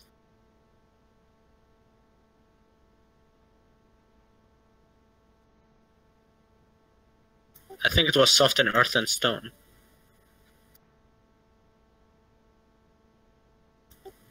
Instantaneous. All natural undressed earth stone is softened. Wet earth becomes thick mud. Dry earth becomes loose and sand or dirt. And stone becomes clay. After 10 for that.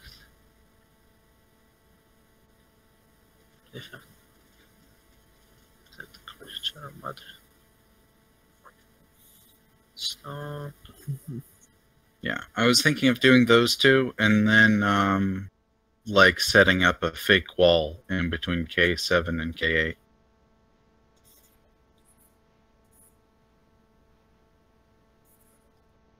Or actually, what if we collapsed between K6 and K7, and then just people have to walk through the water, or we can make a little raft or something. Actually, could be genius.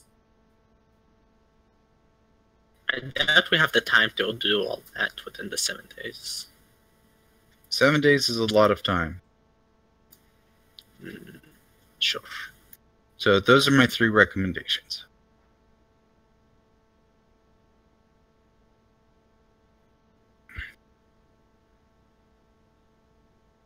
Sure, you have ways to have oxygen flow in still.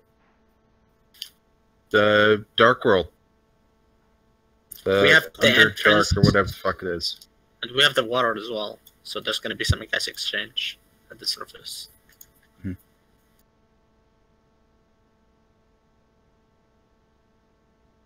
Yeah, I mean, we don't have stone shape, so it's not going to be airtight. It's just going to be, a good collection of rocks that have collapsed.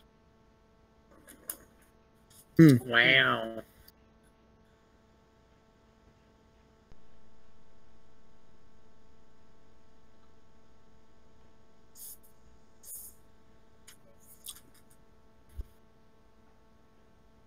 kind of wish we left the crabs alive at this point.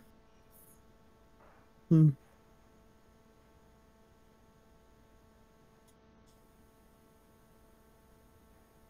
have a squirrel.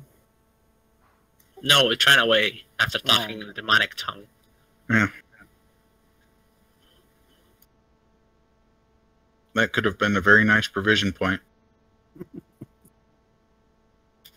And it almost was.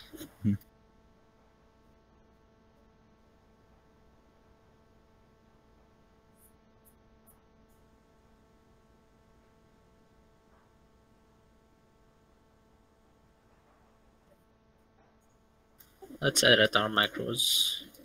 Oh, yes, good point. There are macros to be macroed.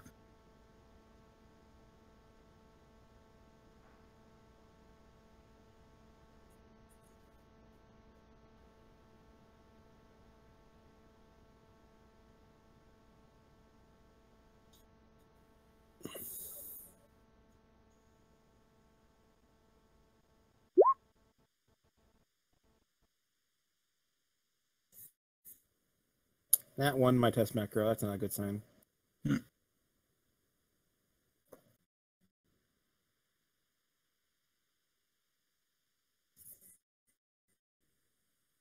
Intimidation check. Okay, let me see a thing here.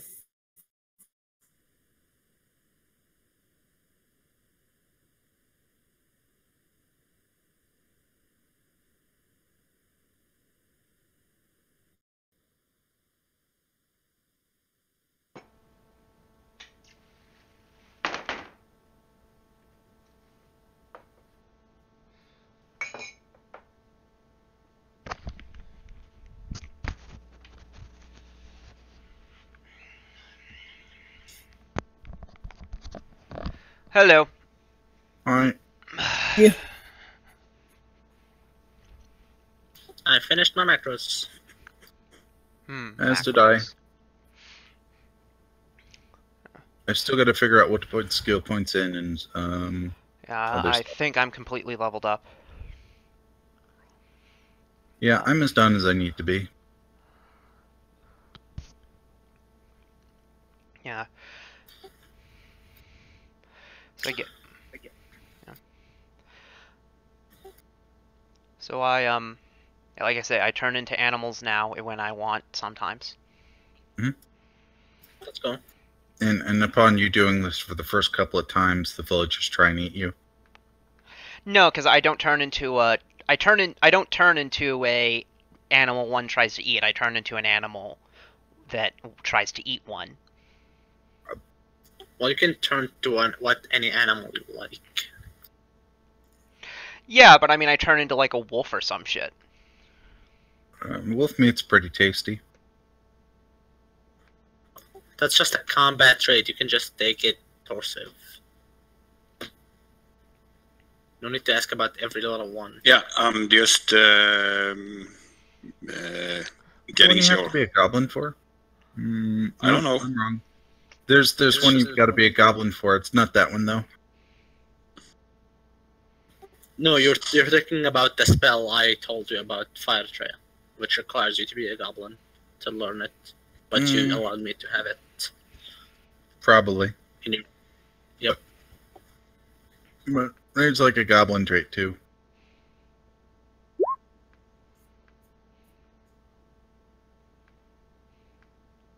So I've had access to a thing that I haven't been using.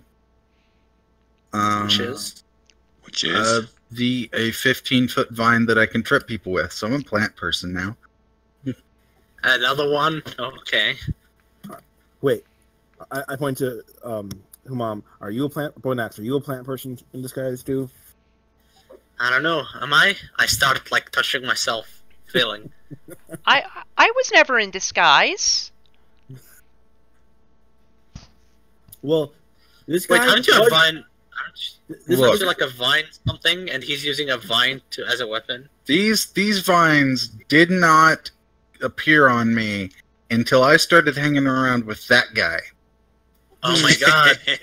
I would be careful if I were you. He might be contagious. Putting chemicals in the water that's turning the frogs gay. Oh no. Best meme.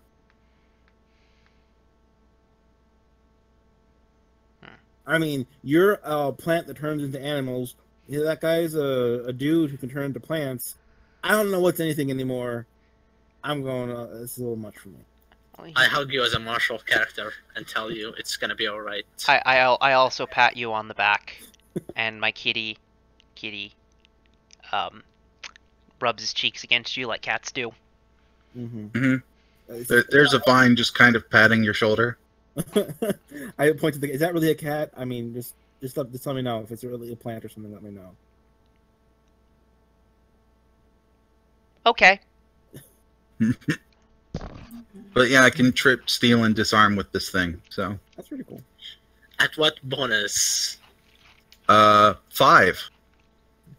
Oh, do you use like a charisma or something? I do. Awesome.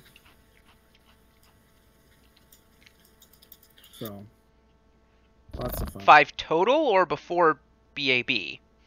No, 5 total. Okay. Your BAB is like half anyway. I think. So it would be 6, but I'm small. Oh yeah, small things. So it's an option. Yeah, 15 feet's pretty good if I have no other things I need to, It's probably even more viable than the crossbow, to be honest. Might be. I can do it 6 times currently, so. Like 6 rounds or 6, like, it gets it up for a little bit once you use 6 it? attempts. Okay. So, I am done leveling up and putting all of my stuff into my stuff. I also retrained my improved initiative into step up. Is that Cool. a fighter feat kind of thing? What? How did you? It's the feat step up. How did you do retraining? Was that through like the fighter kind of thing, or? I just retrained it. I paid the gold. I asked Darbo if the new warrior can have the step up feat, since they can have that, and he's gonna train with me to get the feat, to retrain my feat. So it's only half the time, and I paid the money. It is funny that I want to point this out. There's a method of retraining where you just retrain with yourself, but you still spend the gold. Which, to what? Like, You go grab books from the library. There's a rental fee. And equipment's like train. I use the I have the monitor lizard be the subject, so be the one who 5 steps away from you, just for you to practice. Ah, that's so awesome. Hey, you there, plant guy? You want to teach me your leaf language? And just, I'm told you got a leaf language. I mean, there's a nature language. I'm strictly forbidden from teaching it to you.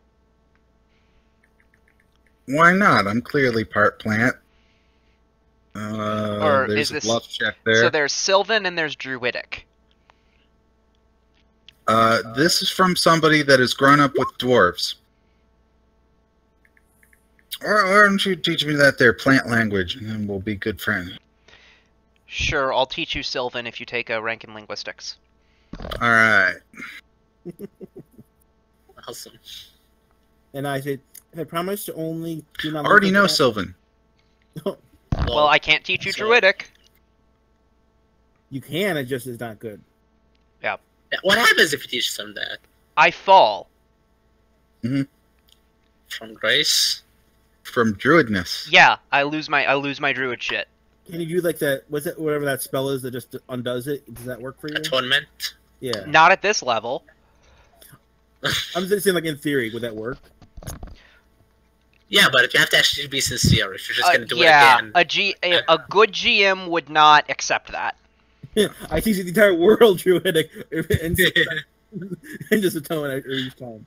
Well, no, what you do... Oh my god, what if at like Starfinder you just post Druidic on the net and now everybody knows it? Yeah, look, if you teach one person Druidic who's not a Druid, then yeah. Druidic is circulating on the dark net. I mean, there are no druids in Starfinder, so presumably that does happen by that time. Oh no! 4chan killed druidism! You have any elemental languages that would cover plant speak? I don't think there is a plant speak other than Sylvan. Well, no, but I mean, like, what's the earth language? Terran. Yeah, do you have that? No. Damn. Is that a secret language by any chance? No, Druidic's the only one that is.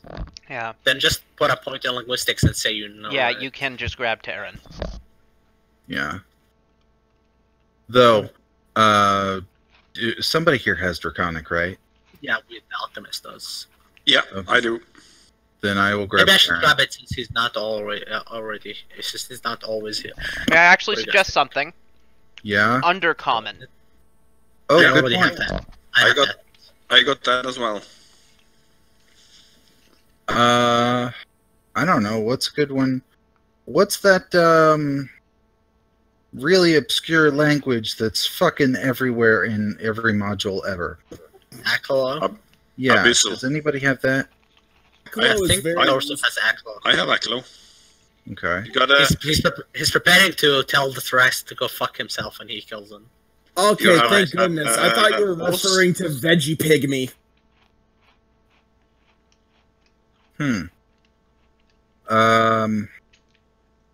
Abyssal? Yeah, maybe something Maybe like that. Celestial. Celestial, actually. I don't know that Celestial makes sense. I'm going to not put a thing in linguistics and figure it out later. Sure. Just learn the language on the spot when we know what a language we need. Well, I will work to get the druid drunk some night. Oh shit! Am I? That won't work. Like, what's the intention behind getting him drunk? He's just a small little cute druid. Yeah, but if my character pesters his character enough to teach him that plant language he knows you have, Well, how much teaching can you do while drunk?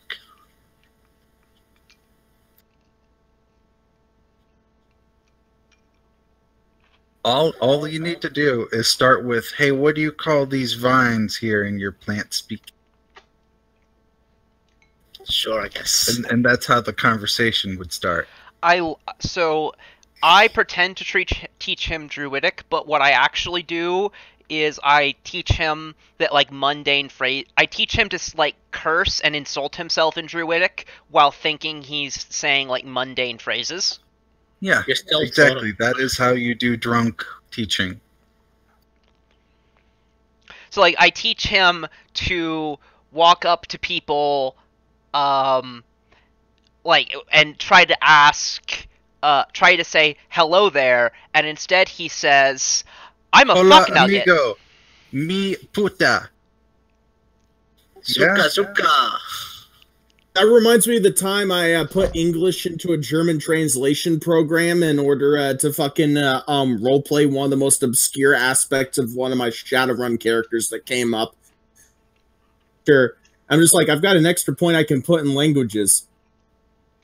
And where do we go? We go to a Transylvanian mansion and with a bunch of fake vampires. And when things go all full commando, my character grabs his pistol and starts screaming at them in German. I believe it. Yep. And since fucking Romania is East Europe, and Germany is Central/West Europe. He just fucking jumps on the table with his pistol out, pointing at one of the fake vampires and just screams, "On the ground, communist dog fuckers!"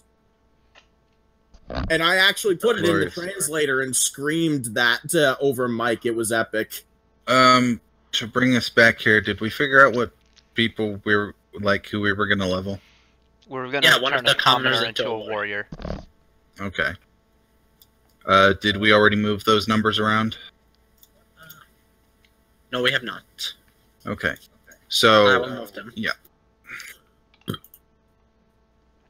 Oh yeah, those traits are acceptable, Torsiv. You can totally take them. Awesome. I am ready to continue, if that's what everybody else thinks. Puppy, did you consent to doing my master transformation? Yeah, I did that. Okay. I promise to not do any harm to animals if I can prevent it. I accept your oath. But does your kitty accept the toy that one of the commoners just made for it? Well, have that commoner make a craft check. He's not going to accept any old. Or she. Is it male or female, the cat? Marshmallow is male. Yeah. So that's high enough to make a squeaky toy. If we got a week, shall we do some crafting? What feats do you have? I can make alchemist potions and brew potion. Well, what do you think we can craft? Or is worth crafting? We have healing potions. Sure, I guess. And maybe potion of barkskin. Lesser restoration's always good to have on hand. Sure. Yeah, though we have a person who knows that spell, so. And I can only cast it twice per day if we need it.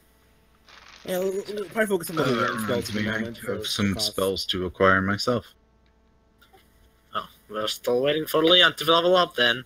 No, we can do stuff. It's only spells. Okay, let's go, Darbo, if you would like us to go. Well, so yeah, after all the fine shenanigans and stuff, I'm going to roll a perception check for one of the warriors. Plus fucking 0.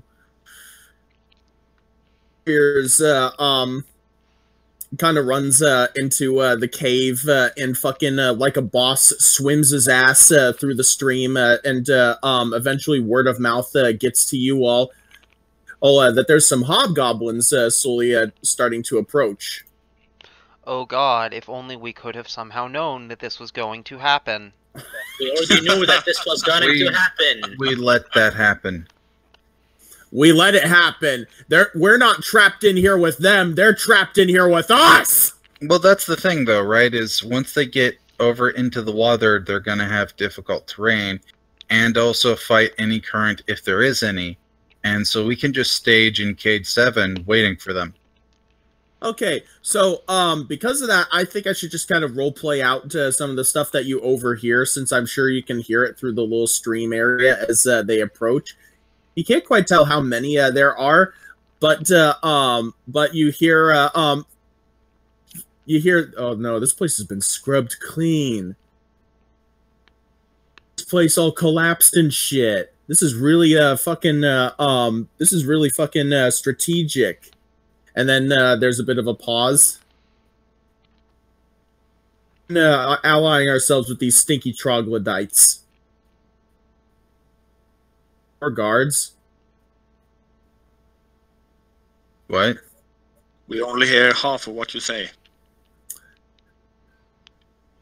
God damn it. Okay, so basically you hear them kind of just like saying that this is way too fishy and that it might not even be necessarily worth their time. Okay.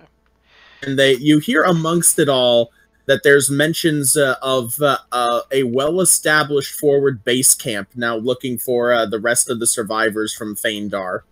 Ah, right. Do we hear where it's located?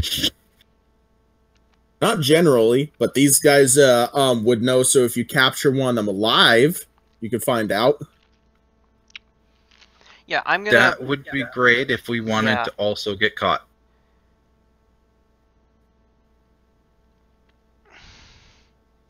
Wait until they leave.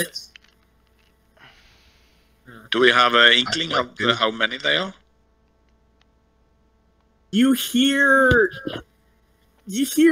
like about. Look here. You hear about. I'm gonna double check the descriptions for both of this shit here. You hear there's about 5 of them. There's 5 of them at least from what you can tell, as they all kind of as you hear different sorts of voices. You also hear the barks of 2 animals. One a bit more like a normal domestic dog, and another one is a bit more whiny and far more howly. Okay, that's a perception check. Double. Once they start going away, I would like to hear if they talk about going back to the advanced camp or going back somewhere else. They basically say that they'll probably have to stay for a few hours to see if anyone comes to meet them. Then they'll have to head back to camp for sure. Tell their boss, Scarvinius, that this endeavor is not worth it, and that the caves are in a way that would make it very risky to deeper without a sizable force. Good. Done here is you've created a conga line of death scenario in every corridor. Yep, that was the plan. Really ingenious.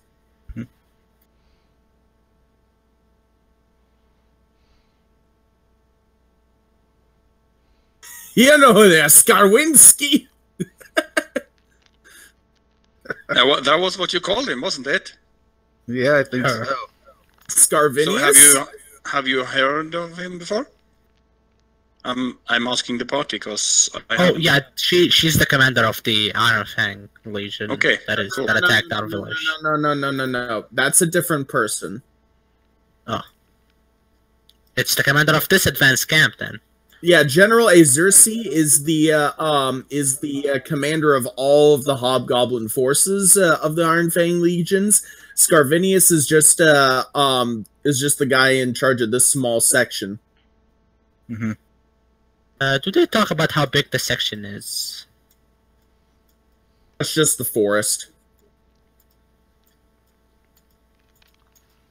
I meant like in terms of forces. That more like it? So here's the thing. Yeah. Like we have the ability to we've used like speak with animals and commune with nature and shit to find shit. So we don't need to interrogate one of these guys. We can find their camp other ways. Yep. But do we need to one, take them out so they don't discover us, or two, let them go and hope they think that the troglodyte is not worth the bother? Yeah, that's what they were saying. So, I mean, I guess it's possible that they'll go back and that their commander will be smarter than them and think, oh, they've clearly been taken out. But even then, I mean, you still wouldn't conclude, oh, clearly the troglodytes have been taken out and now the survivors are there.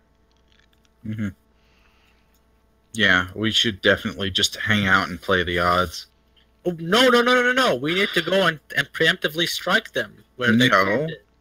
That's a camp full of highly trained people that stormed a city and kicked our ass. We're gonna hit them eventually, need to not do that but not now. right now.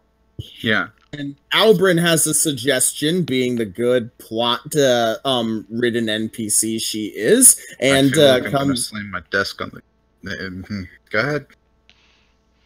Sorry, but I gotta make sure this moves at least somewhat the right way to keep you guys in correct level. So she's just kind of like, while a preemptive strike is not a good idea, if we don't take them out, eventually just storm the cave anyway for resources. And by that time, the resources there might be dwindled, and everyone might be weakened. These 5 or the hobgoblins? Of the hobgoblins.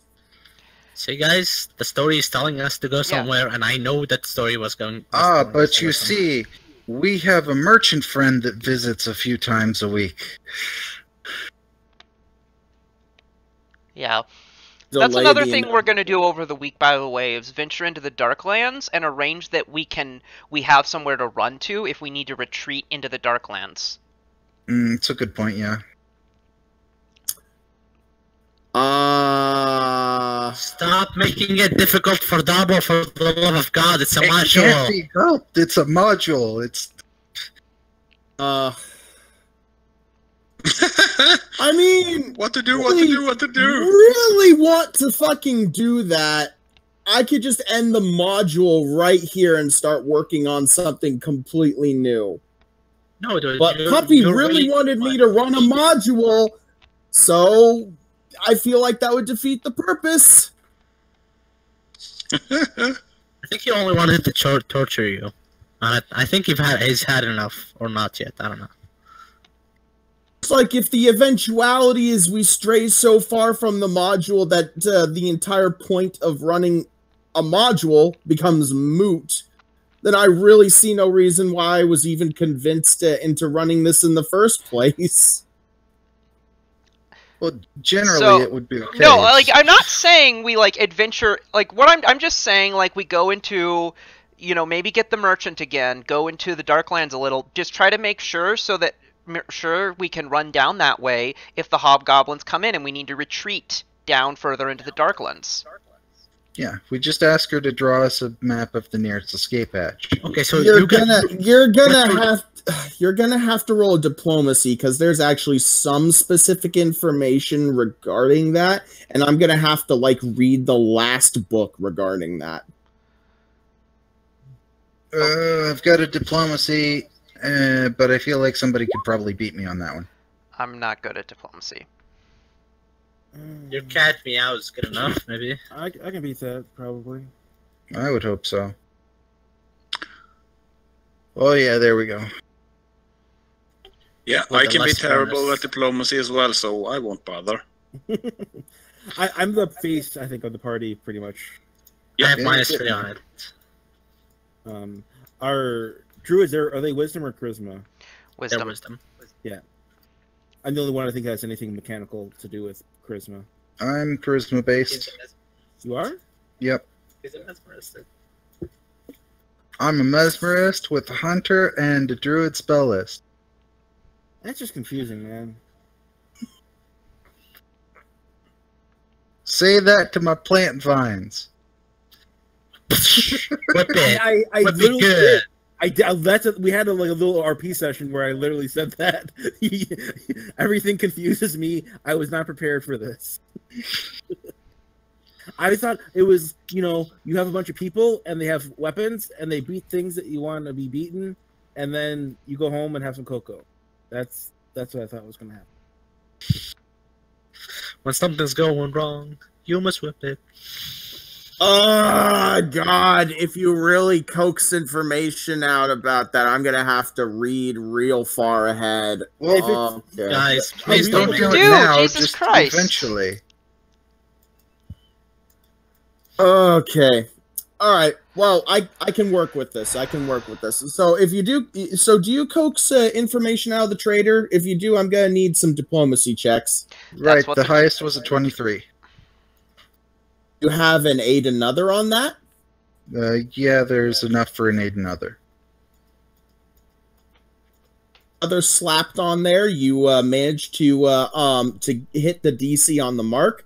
Novi, the Snurf Nebulum trader, talks about some of the crazy shit in the Darklands. Most of it about the Northern Morlocks and a new religious revival that's fucking scaring the shit out of everyone in the Darklands. So, if we need to run down into there, which way do we go? She's going to say that to the north there's Morlocks, So to the south is at least not where fucking scary Morlocks are, at least as far as she knows. She doesn't know whether or not the Great Gug migration from several years ago has settled in the south or not. Oh, okay. Okay. What about the east? East, if you really need to, you can. Cool. I'm gonna have to fucking read potentially 3 books ahead. You should have already read all of them, Darby. Yeah. Well, some of us have jobs, Bobby. And how long is the book? Okay. Hear me out. I didn't expect the first book to technically be referencing so far ahead that I'd have to crack open the 3rd or even 4th books. I believe I told you that you should read all 6 of them before starting any of them. I really didn't expect any of them to really reference each other that much. I kind of thought each one would be really self-contained. Because I was expecting that if it were really a really hardcore everything's connected module, it would just be one giant book, like what they did for D&D. Well, Pathfinder releases things serially, or they did in the beginning, and so they kept with the style. But I never knew that because I don't pay attention to too much of how things are published. I just see content, and I assume it's content. So, okay, guys, so we have a problem here. What should we do instead of talking about it? Move on with the story, I guess. Yes. So let's not sneak attack them now and see what happens, because we still want to make them believe we're not here. Yep. Yeah. Yeah. Okay. So while you're waiting, one of them's just going to be like, well, if we're going to fucking wait, I'm going to light up a smoke. So one of them starts. So you get a little whiff in the clear, cool, watery air of tobacco, and then eventually they just leave. Did you want a disguise check, a stealth check, to make sure we're able to? If you want to follow them very close, you'll need stealth checks to follow them passively. I meant beyond just, like, hiding making the rockfall seem like legit and not like. Are we going to follow them just to make sure they don't sneak around here, or are we going to follow them back to their camp? Rock falls seem less conspicuous. Could I make a profession minor to make it like a natural rock fall? Yes, or survival. Like survival. God damn. What about knowledge engineering? Oh, that'd be nice. Too. Here's a survival. And yeah. Damn, I got a 2 on that check. Okay, so minor and survival gets you 16s.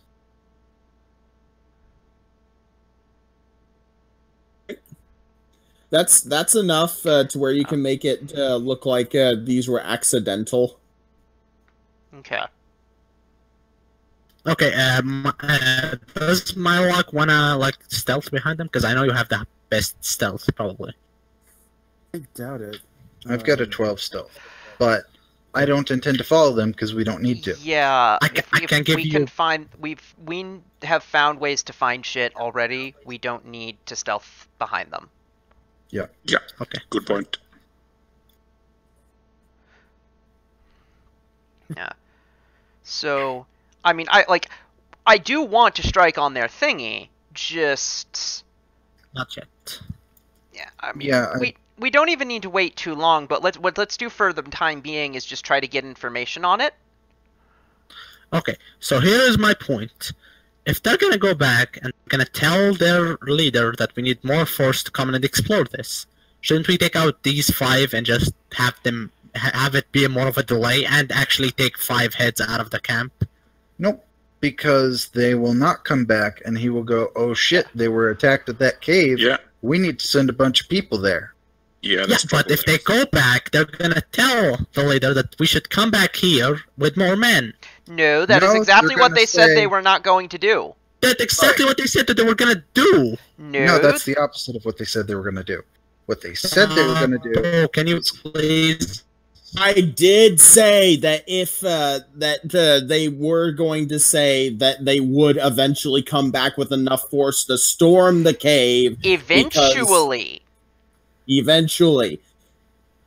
To face that eventuality. So how long is eventually? The cleric was the one who said that, so I asked what she thinks. She thinks 1 week. Okay. We can prepare by then. It shouldn't be too hard. Yeah, but in 1 week's time, we also have to figure out where are we going to go next. We're not going anywhere next. There's still some more points on the map we should be exploring. All the villagers settled here. I doubt we can make them. Oh, God. Is this our final bastion of sorts? This is our headquarters? I'm in physical pain right now. Semi-permanent home. Okay. Okay, so let's go to the big map and see if there's anything else we have to do. Yeah. Good point. I mean, I think what we should do right now is find a way to scout the camp, see basically how takeable it is. Yeah. I have invisibility, so we can approach it very stealthily. Right. So, like, if you want to, you can follow them at a distance that makes it so that way you won't be tracked back if you want to follow them. We can talk to birds and animals and shit. Yes. Yeah. Oh, fuck, I keep forgetting that. Well, if you really, really want to know, yeah. it's yeah, not. It's an interesting thing. The forward camp is, I'm assuming that you get enough information through repeated castings of this over a few days. Okay, there's like 2 tents, actually 3 tents, one watchtower, and it's situated in a big-ass dugout. Oh, that sounds fine then. Yeah, let's attack it. Wow! Like, there's... I think I said we should do, because the story is clearly pushing us to do so. Enough! That's not the same Jesus thing. fucking Christ! Oh my God! I just want to get over with this so I can run a campaign. I actually enjoy running. God! I want to go back to using laser guns and tits! Okay. I don't like those. I don't like this. You don't like tits? Not when he's talking about them. Oh my God! Darby, if you're not enjoying yourself, then we really should stop. It's enjoyable when things get moving and stuff, and the fact that everyone's just arguing about shit and I can't make a description here getting. Well, let's have a vote. Let's have a serious discussion. We could. I mean, I like this character. I like our group. We could have a different story completely. Just abandon this. Say fuck it. We want to go do something else. I'd be 100% fine with that. Yeah, that's okay. So here's what I would vote for. I will move Heaven and Earth to get some Belkzen to run, so that Darby can read all 6 books, and we will just have an understanding that when we move off the beaten path, we go off the beaten path, and Darby can act accordingly. And I think one thing to be helpful with is have between session conversations about where we want to go, and so he can be prepared and make those look things up and all that kind of stuff. I don't want to abandon this story, but this module is very railroady, and the solution to that is to read all 6 parts to figure out how things react to what, and treat it like a homebrew campaign that you have some background info on. Mm-hmm. All right, I'll try that. Yeah. I think every one of our characters, I think, is really good. I think it's a really good group. I want to abandon the game, the group entirely like that. Mm-hmm. So, so basically, at this point, this is like a very metagamey. What is the next thing you have prepared for us to do? Like, if you just want to go that way, just because I don't want to like. I had the people that you could have fought there prepped that was about it. Okay. So have them come inside and force our hand. Find us out. Yeah. All right. Like just have them come inside looking for the troglodytes, such that we have to get them because they see us. I mean, Okay. we have kids. We have the like you usually hear sounds of in the cave system of something. Yeah. You know. Kevin, One Kevin. second. I have Yeah. to use the bathroom. I'll be back. Okay. God damn Okay. it. No. Echoing down the halls of the cave, they hear, "Mommy, I want my blankie!" The fuck they do? They're in the basement next to the Darklands entrance. Cave systems are weird like that with sound systems. Things can reverberate. Like, Has wouldn't surround expect. sound. Has a surround sound system. I've heard of things like that where even between like it's not even there's walls separating it, but it will like reverberate through in some weird, Yeah. funky way. Oh yeah, I entirely agree. It's just the dynamics of the way this is built don't easily allow that. Mm-hmm. I'm just for the sake of the story. You know, Yeah. Just I don't want Darby not Yeah. to do One of the kids wanders up to splash in the pool. No. Right. Like fucking all 4 or 5 of us are standing in front of the water, guns trained on there, and then a kid walks up in front of the line of fire and just dreams down and guards the drink. What the fuck? Come on, you had something you wanted to say? I think. Nope. You said, like, No, Kevin, no. Kevin, Here's Kevin. I'm gonna tell you exactly what happens. A catnip tree falls into this river way upstream, and so at some point it flows down just while they're there, and Marshmallow lunges into the water after it. The Not even that. There's a let me think here. Animals that can't swim good. One of them has been caught in the stream. Yeah, And I is run in about to save him. Seen by No, it's trying to eat him.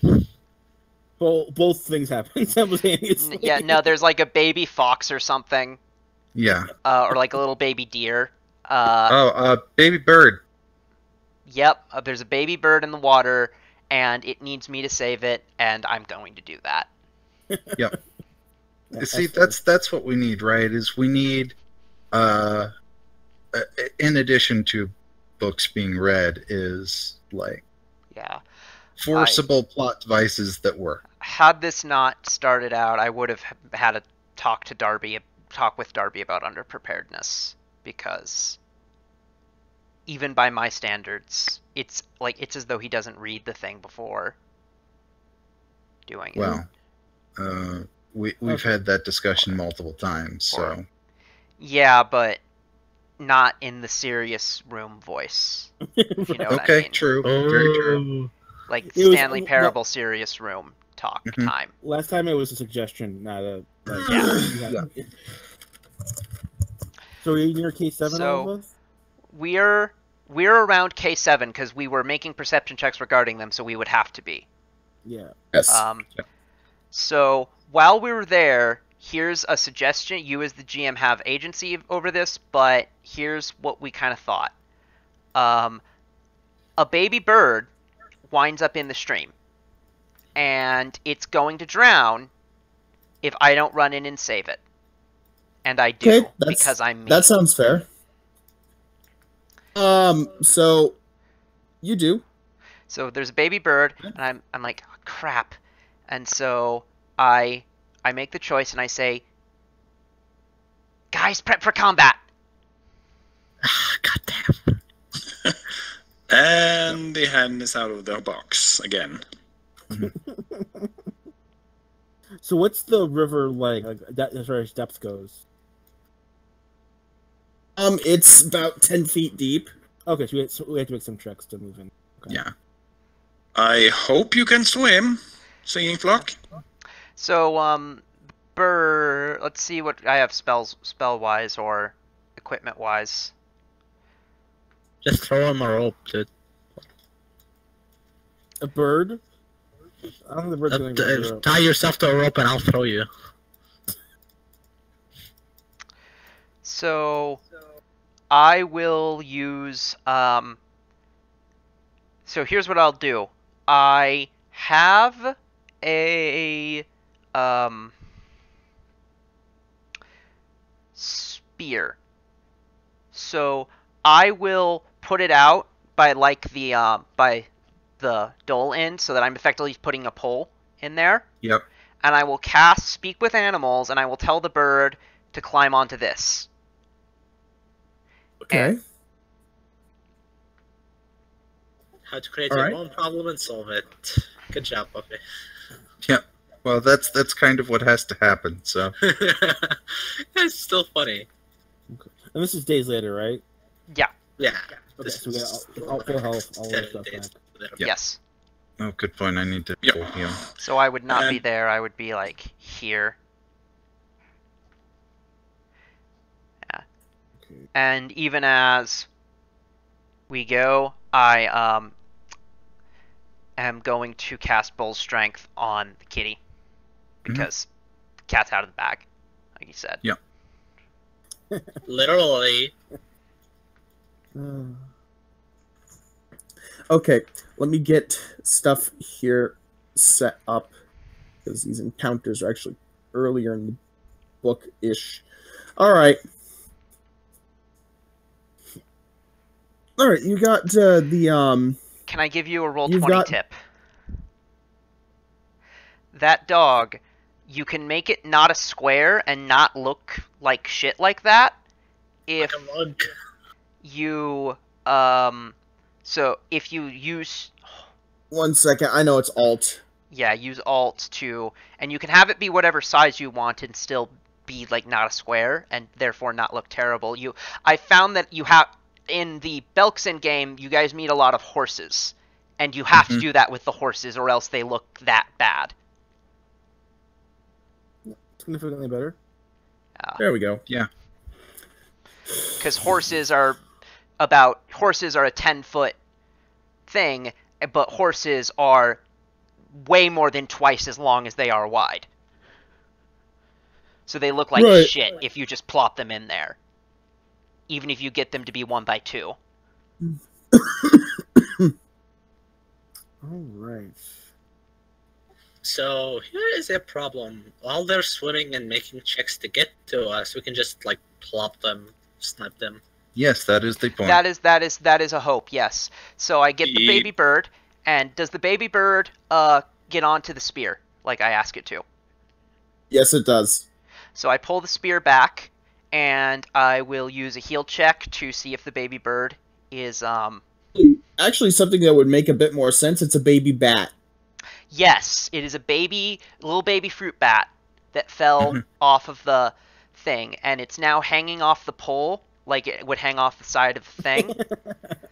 Okay, it's safe. It trusts you. You wrap it up in a little blanket, and it makes adorable little squeaky noises. I pet it. So yeah, you start to hear swimming. And it's just like Gazdadov, go fucking check that out. And so you hear splashing and stuff like, but sir, I'm not a good swimmer. You want initiatives? Yeah, go ahead I and feel roll like- initiatives. Wait, I don't think I changed. I have a good initiative mod in this game, Low roll, son of a bitch. and I've been rolling average or / decently. This is the second 2 on initiative. I forgot to change my mod for that. It's gonna take me 1 second. 1 second has been allotted to Kevin. I rolled a little below average, not way below. So that's God damn all of you. Even when my modifier was +10, I still sucked. Yeah, that's why I like my Darby's game. I had like a +30. God damn. Yeah. Always go first. I found it later. Like other things I found later, I could have actually gotten it higher, but it didn't matter. I got a 2. I would go first, like most of the time. The extra that isn't even fucking there yet got a nat fucking 20. That's great. Nice. Okay, I have my weapon in reach mode, so I'm threatening square.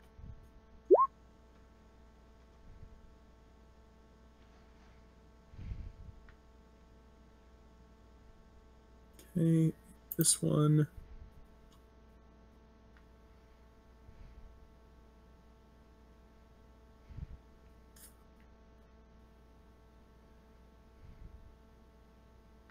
So, Agiz, you are first.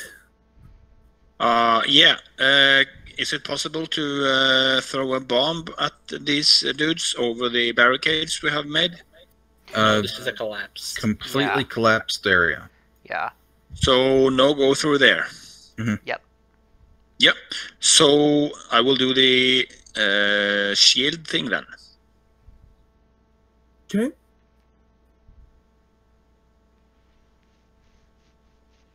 Next. This guy all the way in the back.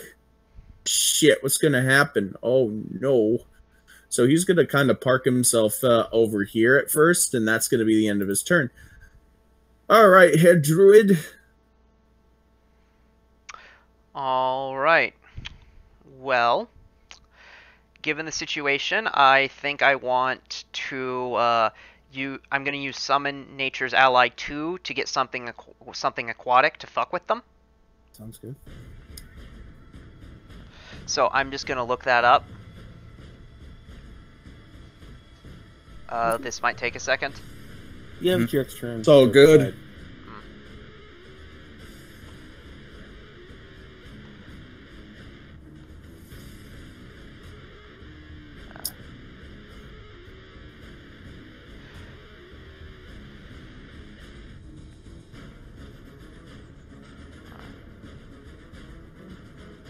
Did you want your yeah. cat to do Kitty anything? is going to. Kitty's. Kitty is not going to go into the water. Actually, Yeah. let me see. Let me see. I think I put a. Did I? Let me see if he can swim good. With bull strength on, he can swim kind of good. So. I don't suggest doing that because of what I'm going to be doing. Okay, if you tell me that, then I'm just going to have him delay. Or rather, he'll stand here and ready in action to attack anything that comes into his reach. Yep, that's good. So that'll be my turn. I'm going to figure out what I summon. Mm-hmm. Okay.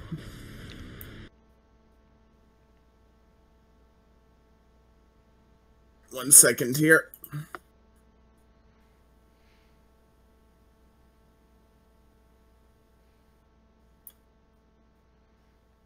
Yeah, I don't think this module is going to be too bad as long as we can keep creative reasoning our way to doing stuff. And not go off script so much. Yeah. That's the thing, is this is definitely made for people that aren't experienced. Yeah.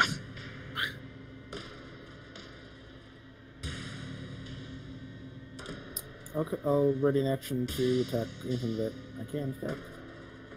Okay. This one is that one down there. So, like, this was gonna be like, Urzanov, do you see anything? Something kind of on the edge. So, don't want your ass stinking up our camp.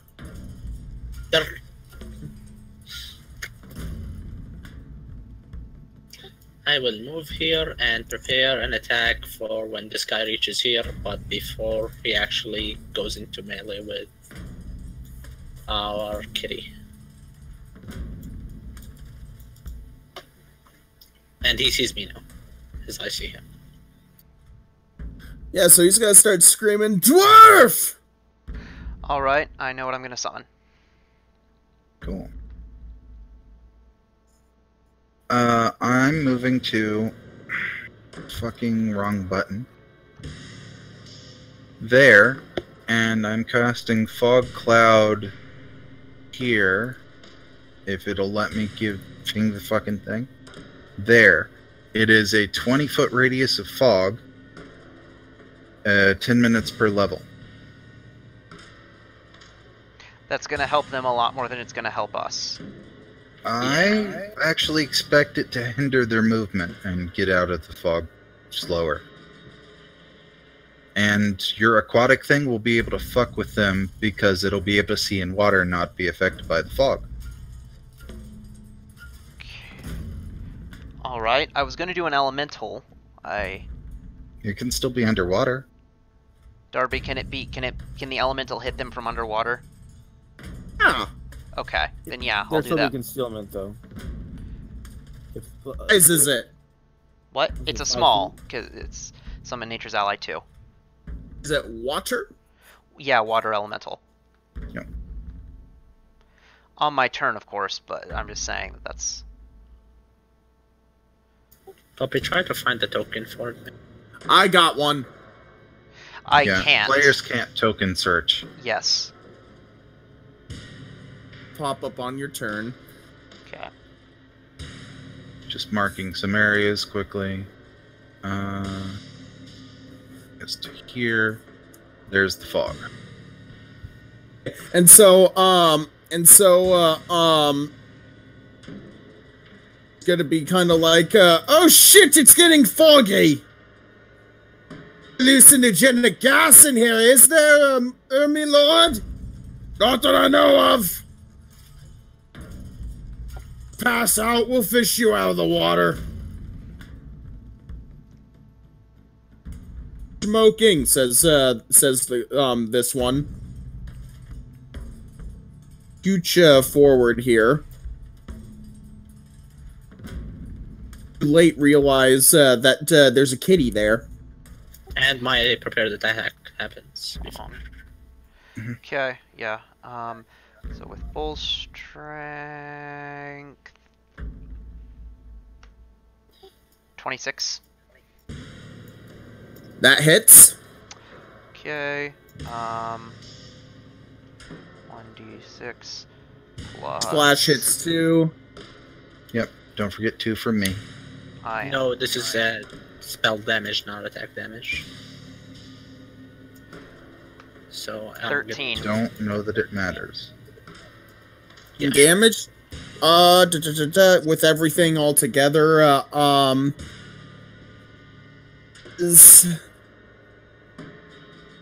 that's, we gotta double check, here.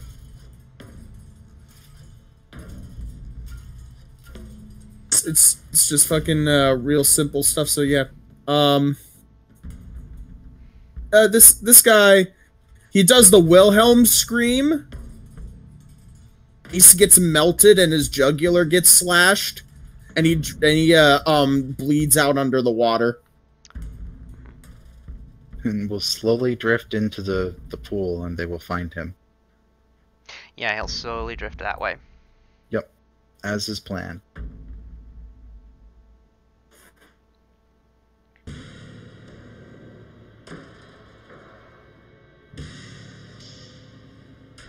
Second.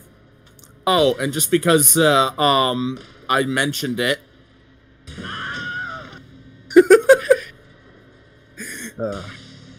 I used to really like that, but it's overused way too much now. What was that? The Wilhelm scream, it's in so many fucking things now. Yeah. You know, this thing. Okay, so that guy's dead. Aguise. Yeah, I'm doing a ready action to throw a bomb at something that's within reach.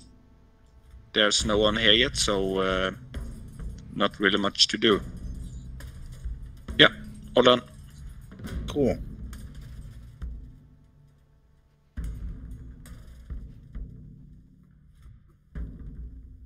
Next one, and he's gonna be like, "You're not gonna make me go out there, are you? This is not a defensible position." It's right there, my lords. Come on. Don't make me go out there. And they're just like, good point. We can't adequately fight them that way. Gonna kind of be a bit smart, and you just hear them rummaging through equipment for a moment. Cool. All right. Please give me control. Your water elemental appears. Please give me control over it. I am doing so. Okay. Water elementals take a pretty nasty debuff if they fight something that's touching the land. So, he... Hold on. Is going to... he will be instructed to basically go over here, lurk underwater where hopefully he's not really visible, and ready in action to fight anything that comes into range. Awesome. Yeah. My hope is that they cannot see him because he's water and his surroundings are water. Yeah, that would make sense. You may also want to have his movement through the water cause the body to move over there faster. Yeah, that's a good point. Are we getting ninja'd by something? No, that's just my new token, since I'm using a Warhammer now instead of okay. Slightly concerned. So, I got eliminated in one hit, and then he took my position. Don't worry about it. Actually, do you know what, Leon? I'm going to specifically not do that, because while it is possible that they will see him and be motivated and fired up to come after us, it's also possible that they'll run away screaming and tell their friends about us. So I'm going to not do that. Okay. I think we're in a good situation right now. I'm going to not alter it. Sounds good. So, I will ready, that was my standard action, for that turn. Kitty will ready his attacks again. I don't think I have a spell that I get to cast. Okay. If I do, then I'll cast Guidance on Kitty.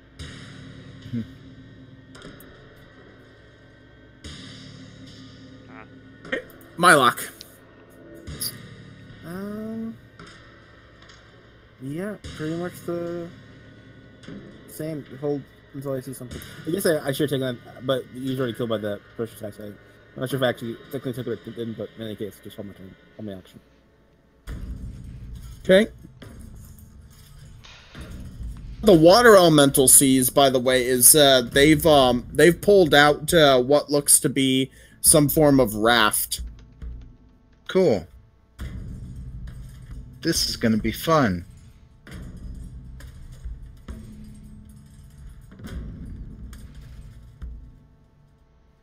Could you maybe resort just before finishing this guy's turn?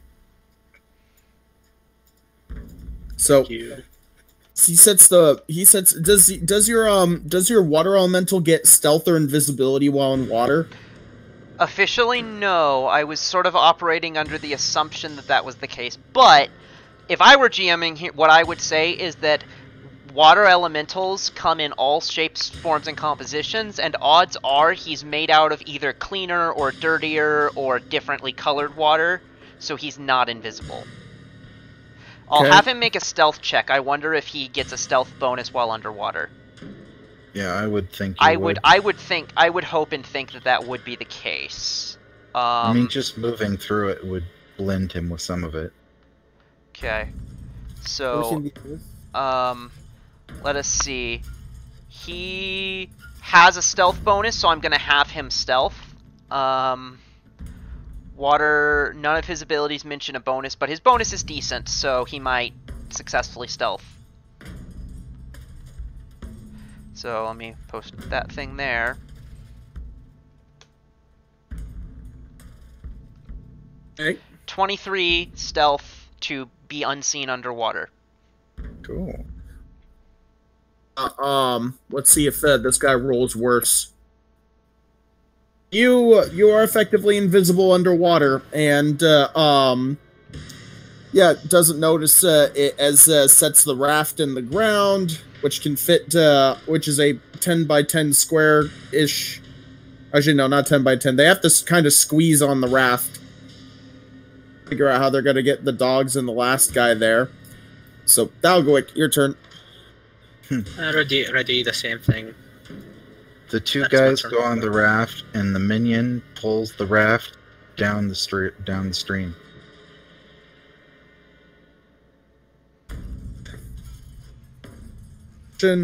Your turn. Holding action. Hold theirs until they can get the whole thing as they yell at the one guy to swim and carry the boat. Agiz, what are you gonna do? Holding my actions to do the same, throwing a bomb at them when they're coming through the fog. Okay. Small water elemental is too small for his whirlpool to be useful against the raft, so he's just gonna attack shit when they come around. So he gets into the water and starts pulling them. Okay. What does the water elemental do? If it can clearly see that it, if it can wait till he's over the, wait till he's a square away, it would want to. Actually, it has an intelligence score of 4, and it just knows to attack once it's there. So it's gonna attack the guy once he's in that square. Okay. He gets a +1 to attack because both he and his enemy are in water. And he's probably, the guy would be flat-footed because I stealthed. Mm-hmm.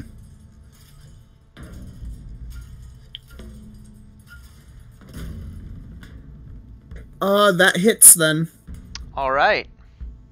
I believe there's +1 to damage as well, so the Schlam is going to do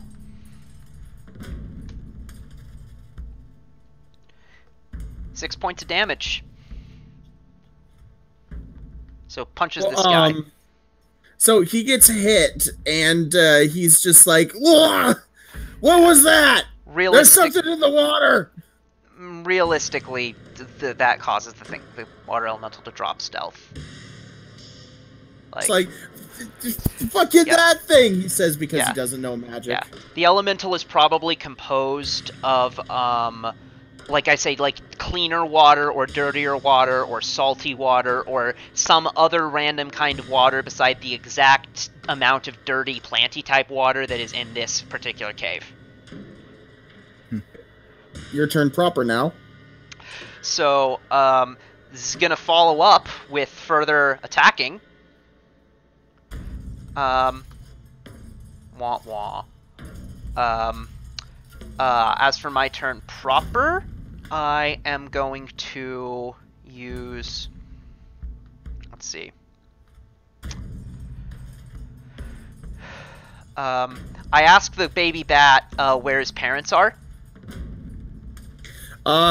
He just kind of points up, and one of the bats kind of swoops down and helps him. Okay, if I believe that if the bat can fly again, I might use. In fact, let's see if I have that spell. So I use.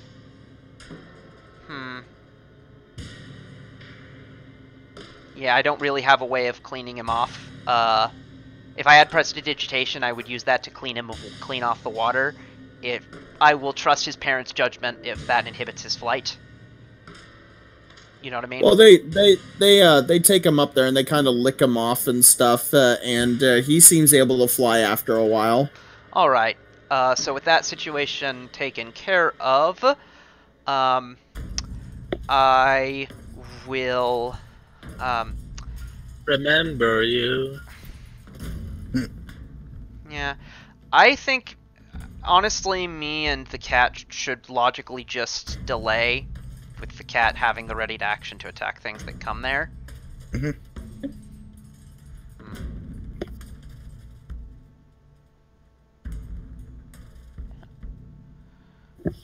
All right. And Mylok, it is your turn. Same, Billy. Okay.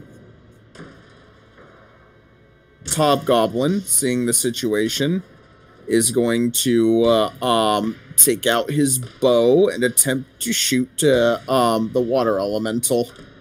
You might decide that he takes the penalty for firing into water. Actually, it's a throwing axe, but still, what's the I want to say it is either -2 for every 5 feet it moves through, or -2 and an additional -2 for every 5 feet it moves through. I'm gonna look. It's the second one. It's the second one. So in this situation, since it's not moving, since he's in the first square under the water, it will just be -2.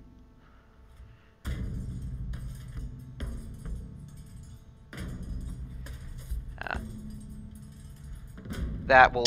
Yep. Roll to confirm. Except no, because elemental. Right. Damage. 6 points. I'll begin to track the elemental's HP. All right. It's not dead. Prepare an action to attack something when it's after the smoke. Yep. Same. Right. Well, this one's gonna be like, I didn't pack a bow. Hey, soldier, move us up alongside that thing so I can cut it. Iggy's. Dort. There's not really much to do, so guess we're waiting to they are coming to get us. This was gonna be like, yeah, all right, I'm gonna try to move up alongside it and hit it myself, my lords. This will provoke, I imagine. 5 feet. Crit threat. Confirm. 13. No, he's got his dex now, so no. 10 hit without his dex, so he has at least 4 dex. I guess he's an archer, so that makes sense. Yep. In any case, that will still hit, so... Okay, he's not looking too good. He's still pulling the raft, so that's taking up his ability to do anything, because I think, was it dragging an object makes you unable to...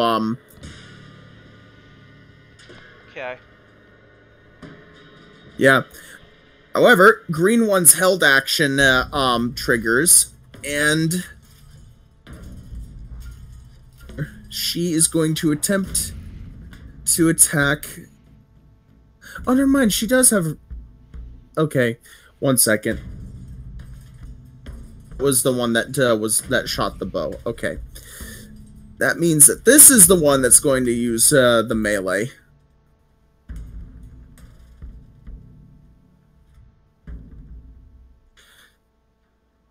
.22 hit? Yes.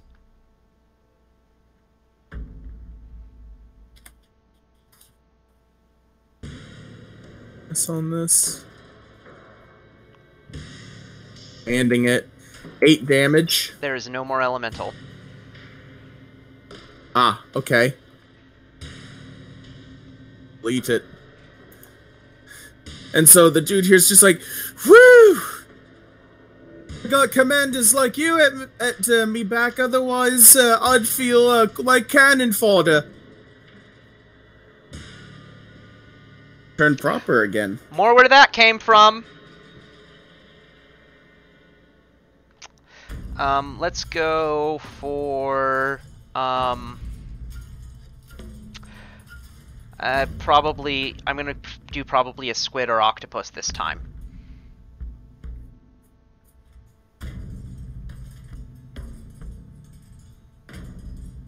And then Kitty's gonna ready action to attack.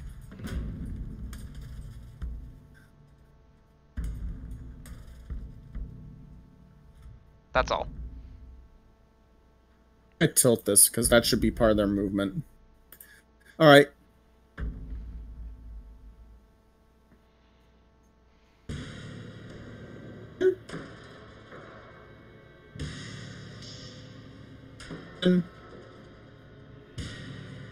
Are you muted? Wait. Who? Kevin. Oh, yeah, same. Whose turn?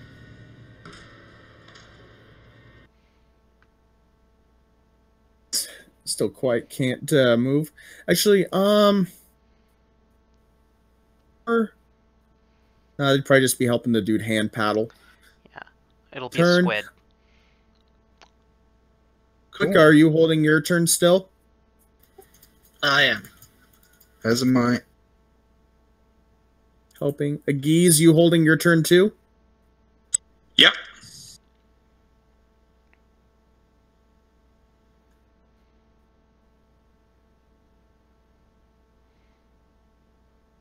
We kind of tilt this to be more. There we go.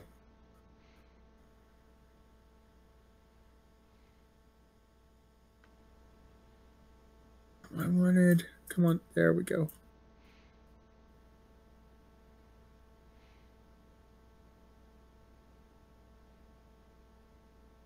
So now this guy out was.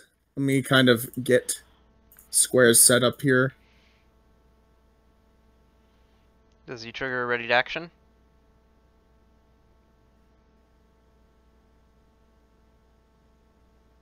I would hope so.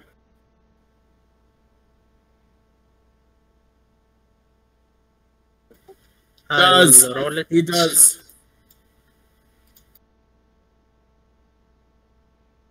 Two points of acid damage.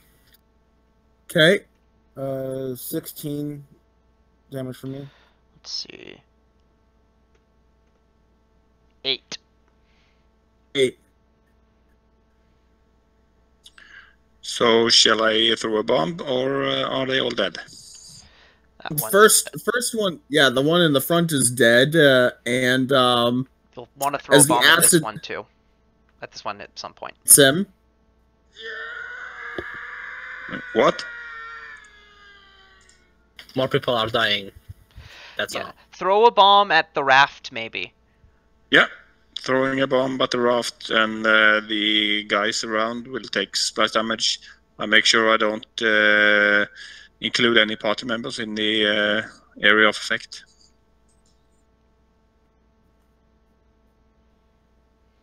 Nice damage. Yeah. Is there anything special about how this affects objects? Objects. I don't really know. I was throwing at the ramp, and the guys around will take 7 raft- points, actually. The raft is probably on fire if it's made of wood. Okay. Yeah, I'd imagine it would catch fire.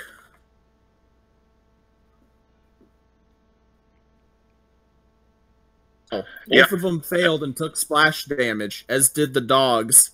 Oh no. Okay, cool. So all of them are doing that. The raft is on fire. On their turns, they're gonna abandon that shit. And there will be a squid waiting for them in the water. Squid, Where's that squid? Because I've got a held action that needs to be taken to. Well, I mean, I would summon him here, I think, because that's where I can see. Or if I could see this Alright. square, I would do it here. That works for me. 1 second.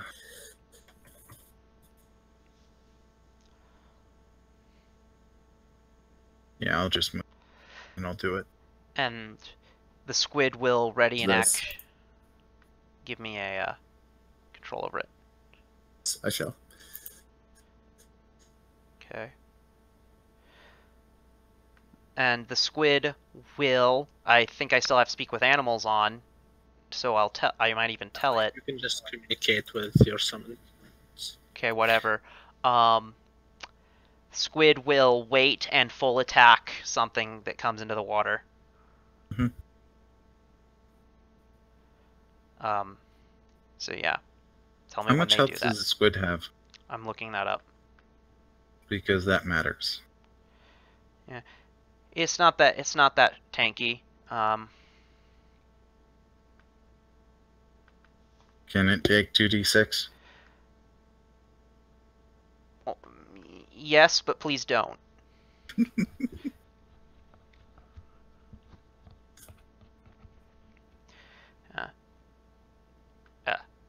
It'll be down so that it can reach up and hit things in the water. So it'll be down, like, at the second square down. Yeah, I had an AoE planned, so I just won't do that. One that does not stop at the water? No, not this one.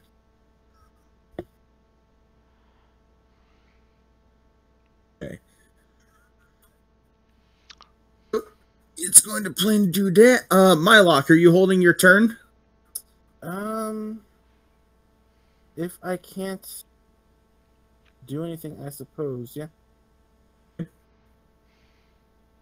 This one here is going to drop into the water, and I assume that's going to cause it to take attacks of opportunity. Well, not attacks of opportunity, it's just going to be beset by squid. Bite. That hits. Me. The damage. I keep forgetting that technically this is this campaign's theme song, and thus is fitting for this. Bite damage.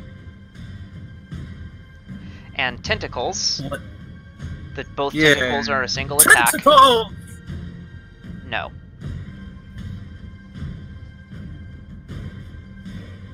Does not hit. It's in the water. I'm assuming it sees the squid, correct? Yeah, it can see squid. Alright, so let me see here. Aha, here we go. Attack the squid with its battle axe. I'm assuming it takes a penalty. It wants total conceal. It can get total concealment as a free action, so it wants that. Nice. Is there a check versus it, or no? No, it just spurts ink as a free action. Very Okay, cool. so I have to roll a 1d100 versus it then? Well, I would just do 1d2. It's total D2. concealment. Alright, odd or even? Well, 1 is normally a failure, so... Fails. I'm going to try and get it. Or I should say it's Direwolf. It's supposed to be large. Whatever. Anyway, let's see here.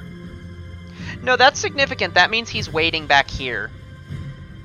That is a good point.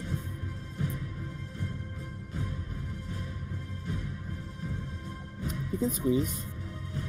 Yeah, He doesn't want to, though.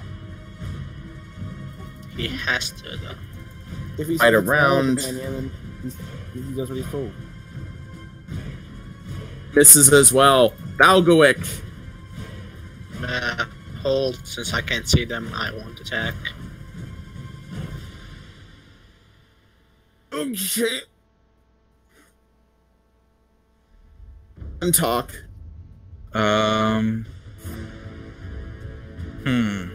Yeah, I'm gonna hold. Actually, I'm going to 5 foot there, so that when the time comes, I can actually hit things.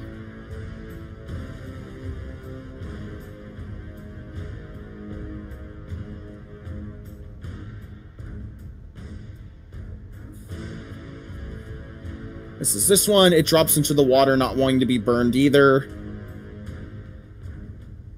Dog.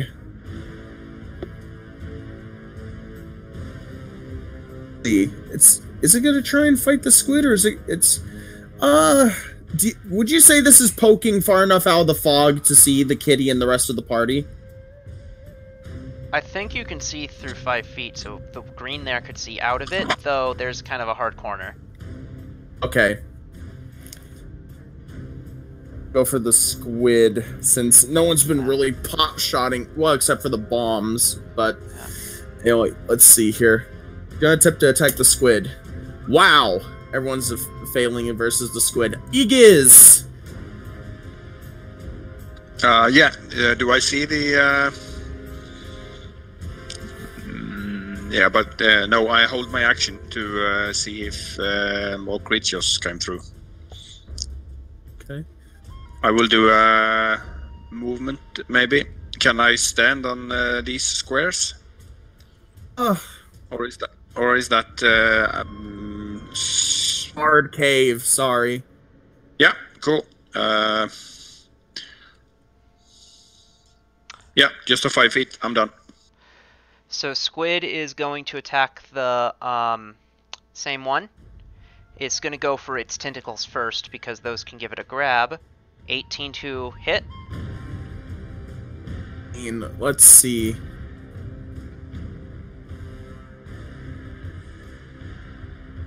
This one, so it's for 5 damage, and it gets a free grab attempt. Okay, let's see if it beats CMD.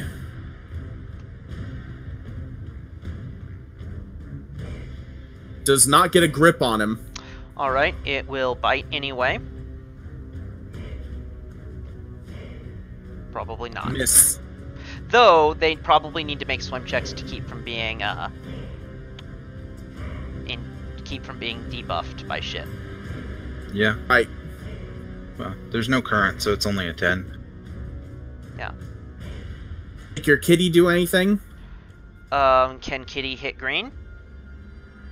If it 5 foot steps into the water, yeah. Can it 5 foot step into the water without having to make a swim check? No, it's just jumping in to leap onto a target. I'd say just keep it out of the water. Actually, I'm gonna go ahead and have it go in, because it can swim. Okay. It's gonna 5 foot step into the water, it's gonna make a swim check.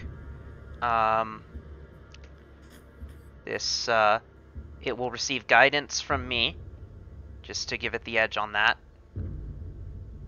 It has bull strength, so wah wah.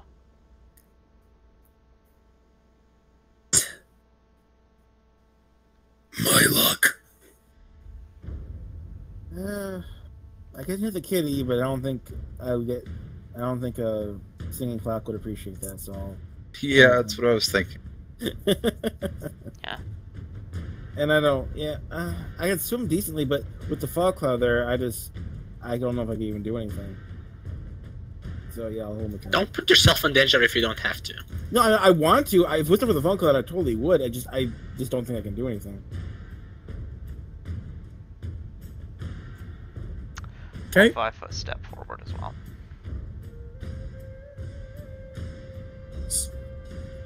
Is the cloud still up?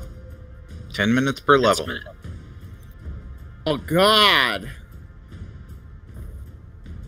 And there's no wind here to force it to go away.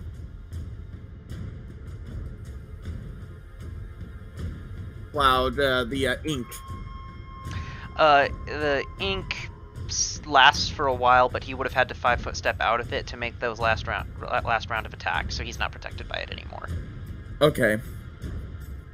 He is still underwater though, so their weapons should be taking, unless they're using piercing weapons, they should take it's -2 or -4. I don't remember which.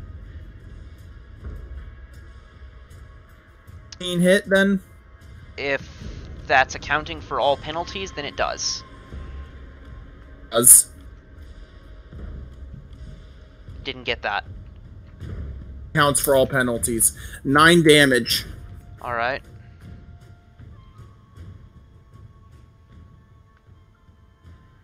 Let's see, Direwolf can reach past Master to try and get a bite too.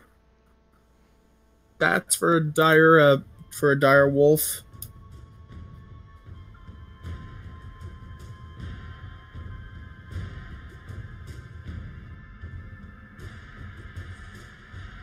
Okay, I see here.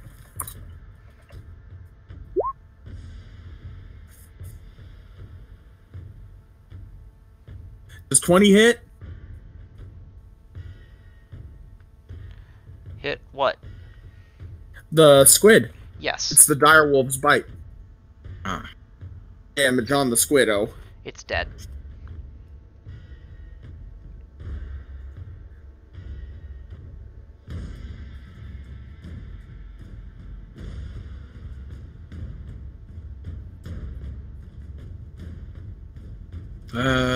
Looks like it's Humam's turn. I delay until I can actually hit something. Okay, cool. Can I hit the green maybe?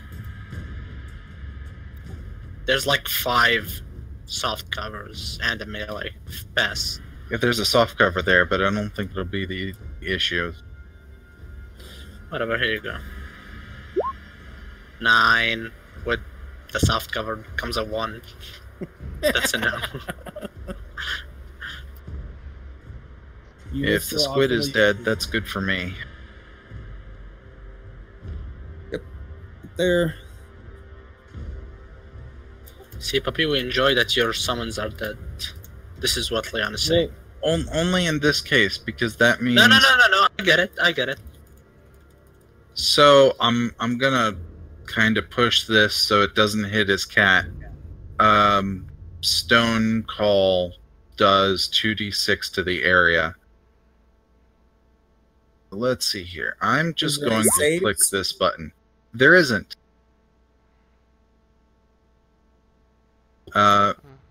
It's a column of shit that just rains down.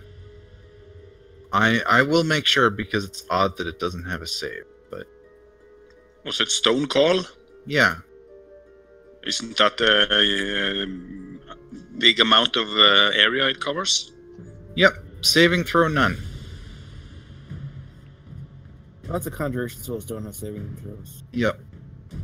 So, a rain of dirt, gravel, and small pebbles fill the area, bludgeoning to every creature. So everybody takes 8. The green dude, because I can see him, takes another 10 from me staring at him. Yes. Okay, it didn't take any damage yet-ish. Actually, wait, no, they got that, so... Starting to not look good. However, speaking of... Oh, green one's doggo is going to move into the squid square.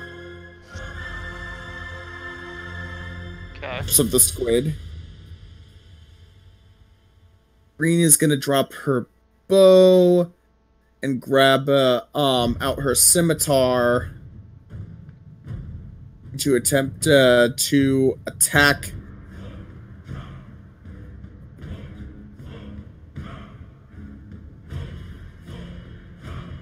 water. So does 14 hit?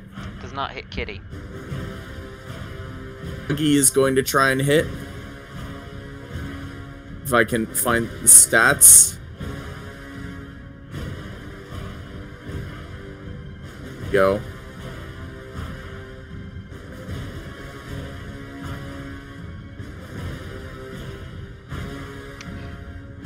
Either. Iggy's. We're getting into close combat here, so I'm switching from bombs to crossbow, and so I'm pulling out my crossbow and load it. That was my actions.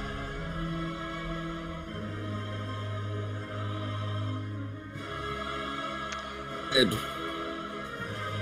All right, so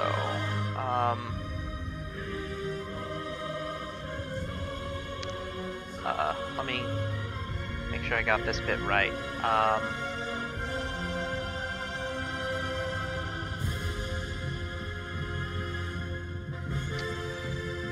Okay.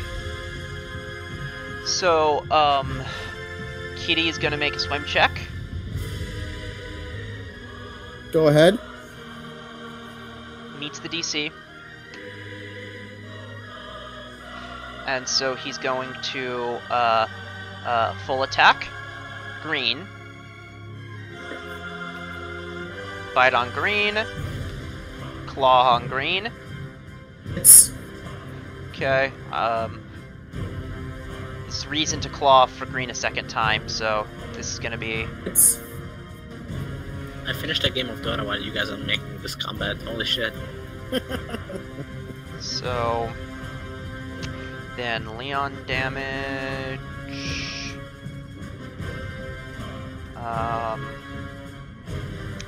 Bank plus Leon damage plus. Does that damage only apply once per round, or is that all attacks per round? It applies to everything you guys do. Okay. damn. So that's with that is the rake is what the third one of those is. So he misses with the bite, but gets it with both claws, and then its other claws, and then just with all 4 claws just spreads them and spills its guts into the water. That is beautiful. I would call it bloody. Okay. Yeah, screaming, torso cavity filling with water. She sinks, bleeding out. We were supposed to maybe take one of these alive. I don't know that we need to. Donate. Yeah, and they're all dead now, I guess. No, is there still one? Yeah. The wolf? No. No, there's a guy there. Oh, okay. I know you can't see through the fog, but I promise there's a guy there. Okay.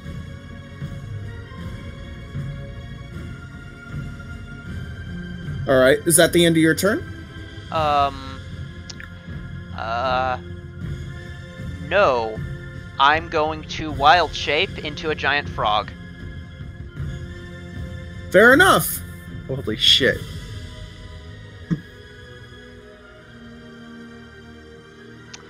I believe that actually takes my turn, so. Okay, I'm gonna put a thing on you to show that you have changed shape, if I can think of a good for that. Isn't there like a potion-y icon or something? The snail would be slow. There we go. Potion. And damage. Alright.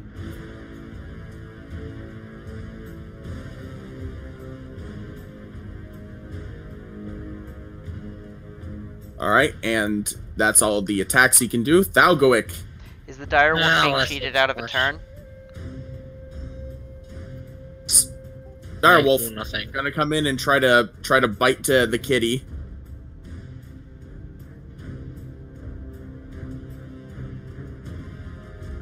No. Now it's Clintock. I'm good for a little bit.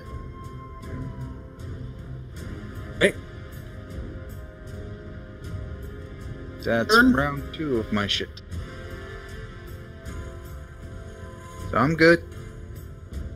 Okay. Shoot him with my crossbow.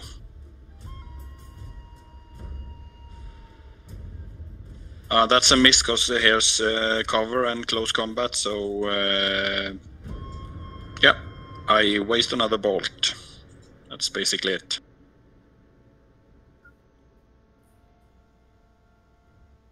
All right, so what's your plan for being a giant frog? So is it I'm just... going to guess it's boar. So I'm gonna 5-foot step back. I'm going to have my kitty, if I can. Can I still Yes. give him command? Okay. So from there, I'm going to shoot my sticky tongue at the hobgoblin. This is a ranged touch attack. So let's see. I believe my deck's affected by let's see, B shape 1. So okay. So that's 3 plus. Okay. So this is against touch. 14. Thou hit touch. So my tongue is stuck to him. So he's gonna scream like Lando in Star Wars Episode 6 when the Sarlacc grabs around his leg. He's like, yeah!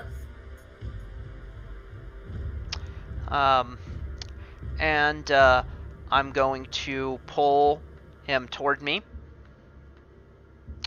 Happens, he's going to scream, the villagers are fucking I can't freaks! now. I can't do that for free. I need to make checks. Hey, puppy, you want to roll me a D9? Give me I'm busy. I'm sorry. When you can. Okay, where the fuck did the giant frog go? Just get a new one. Huh?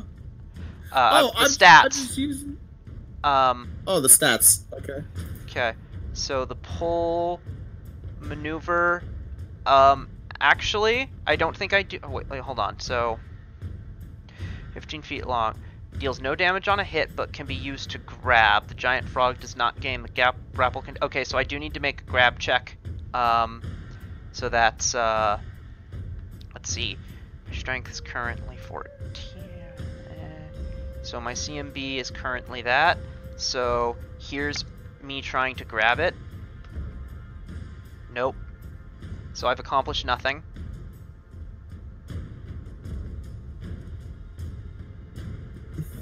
Okay, that's all. Okay. Mylock. Okay, so how does, like, if I wanted to swim up there and try to hit it, like, can I, it's a two-handed weapon, can I even do that? There's something for it. I mean, I have this big rock in the way, so I can't hit anything directly. I have to swim. So, is that even possible? I'm gonna say it is. You'll just take some penalties. Okay, so swim check. And then I'm gonna use my panache ability to add 1d6 to this. Okay. 14. 6. So 15 swims check to get. That meets the DC. Just to there. And is this guy, like, some of it not? Does he have full cover, partial cover for me, or I'm not sure what that is. He's got no cover from this angle. Okay. And then here's my attack, and I'll double panache on that. I'll swing the panache point. Okay, 1 second. Okay, that's a 12. Damage. So the damage would be 10, 14, 18, 20 damage. Nice. He gasps out. He's just like, ah, tongues and spears. Puppy, you wanna roll that D9? What's a D9 for? It's just out of curiosity. There's a chart that separates the human body into equal percentages, and that is the left arm.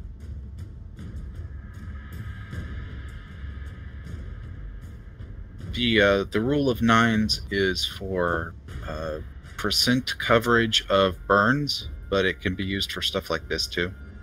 Okay. I don't know what his hit dice and wisdom are, but 13 theoretically could swim. That's a move. Not a. You can't 5 foot step in water, right? Oh, okay. Okay, so it's a move then. All right, so he moves. Does that provoke? Yep. From anything? Also another panache point. So not going to use anything else probably. So that would be 14, 18. How are you attacking with reach, by the way? Is it with the lunge feat? I have a reach weapon. I can choose to do it as a non-reach if I want with a move action. I can switch between the two styles. Cool. What is this from an archetype? No, it's the feat bladed brush.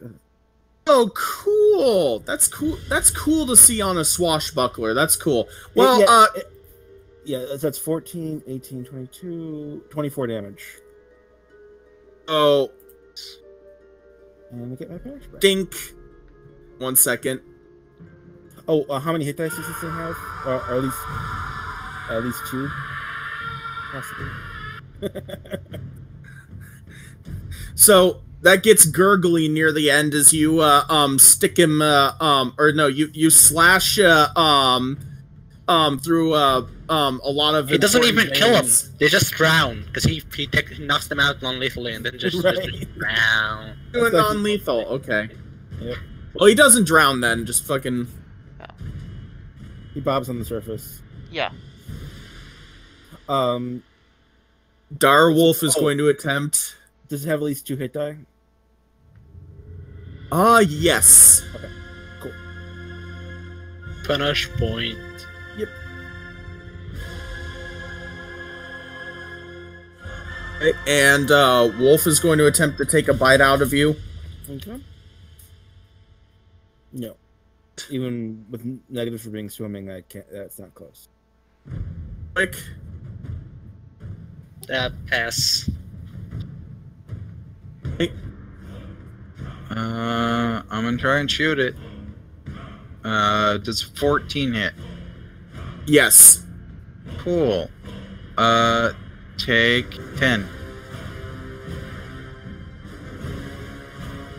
Alright, so the direwolf is hurt. Aggies? Is this guy dead? Or He's not yet dead. I'm gonna save him. Hold on. Gotcha. I see what you're saying. So yeah, he's non-lethally taken down. Yep, I shoot the wolf with the crossbow. Okay. Ooh! Confirmed! Yeah, it's 19 cause cover and shit, but if that's still a hit, then 10 points. Do I take the damage from the bonus damage from Leon as well? Yeah. Everybody does, so it's 12 damage. Cool. Does the bonus damage apply to the bombs as well? Yes. Yeah. Cool. Anything with an attack roll? Not on the splash damage though. I don't know why it wouldn't. Why? The splash damage is always the minimum damage. I guess. We'll figure it out. Cool.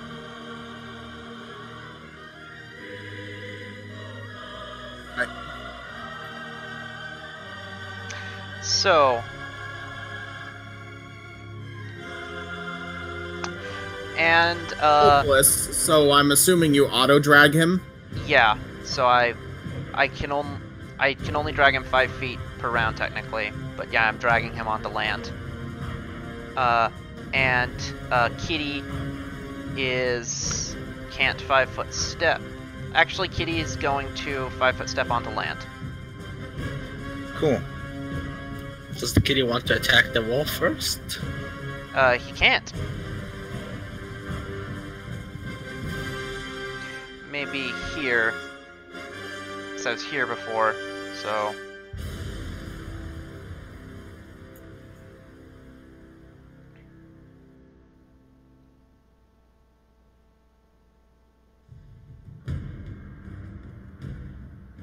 And Kevin. Okay, I'll attack the wolfie. Yeah, I'll spend a flash point on it. 19 to hit. it hits. Okay, then that would be 15, 19, 25 damage. Okay. Is this lethal or non-lethal? Non-lethal. Knocks the wolf out, and the dog that was What? I was just making the sound of the wolf drowning.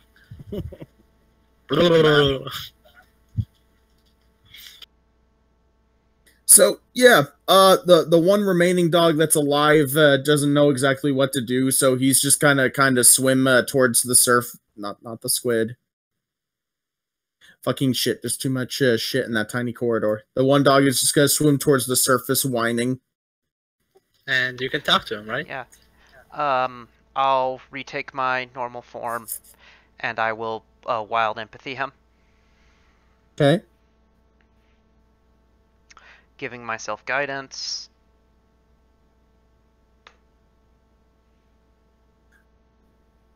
Sense that because he's used to being directed with pain and harsh language, he doesn't know what to do now that his master is dead.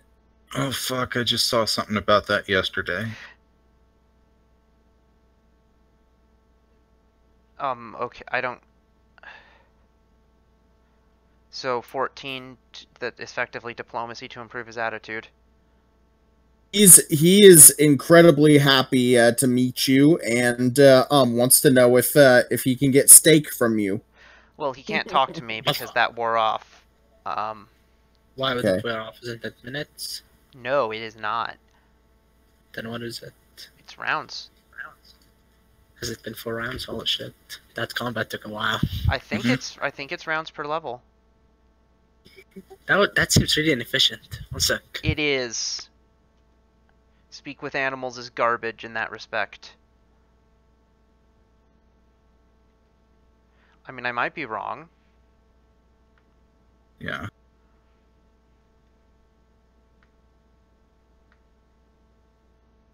Yep, it's minutes per level. Yeah.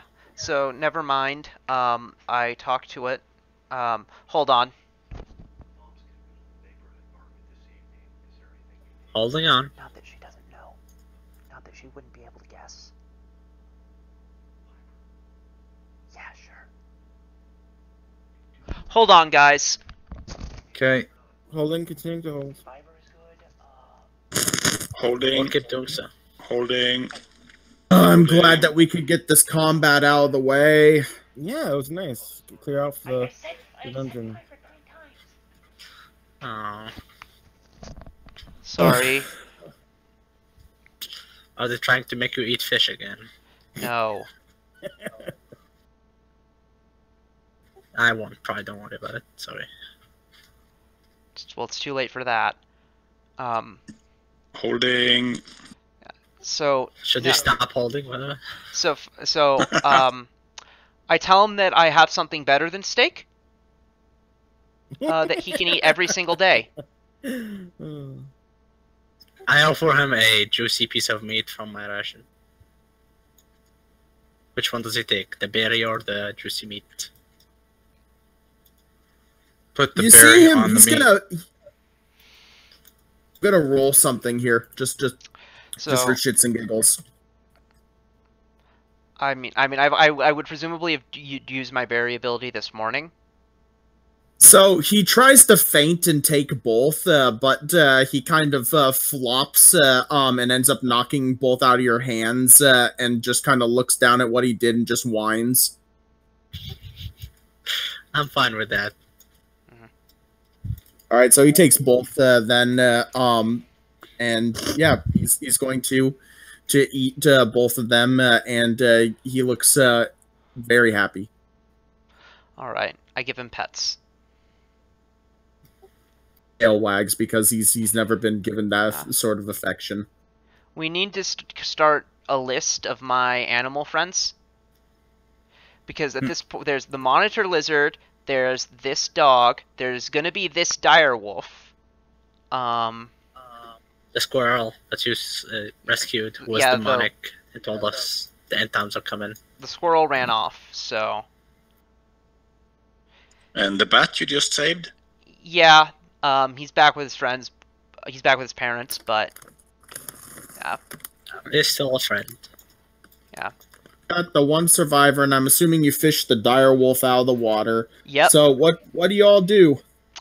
So the dire wolf will be subject to charm animal and then brought back up. Okay. He gets a will save. DC should be 15. Let me see if his will is adequately high. It's probably not. Not. when we have a day free, I'd like you to summon a few water elementals so we can clean up this water a little bit. I can only summon those one at a time, 3 times per day. Yeah, well, you know. So, with that, I will CLW, Cure Light Wounds on him. Okay. I have one prepared. So with him charmed, I will speak to him, and I will make friends. We're already friends because he's charmed. Okay. He's gonna look at you and go, "Really free?" Try that again. So the direwolf is just gonna kind of be like do you need me to transport you? What is that from? No, we're good where we are. Now before long here, I'm gonna want you to maybe help take us back to your base. They're looking for us, I'm to understand. We want to go there. Oh, you must be new soldiers. That's exactly true. Ooh, I hope you fail. You look tasty. I know I do. That's exactly true. I pet him. He kind of mouths at your hand while you pet him. Yeah. Here's a wild empathy to get good relations with him to stick. Ooh, nice. I think that's enough. Wow. He trusts you. Yeah. He's still because Wolf, and I've seen videos of this recently. He rubs his cheeks against you, which is something dogs don't normally do. Squashes one of your berries against his face too, so that way he smells like you. Aww. Mm-hmm. That's just cute. Do you know what that actually means? That he claims He's me? trying. He's hiding his scent from you, so that way at some point later, he might try to eat you. Yep. Damn, that went dark.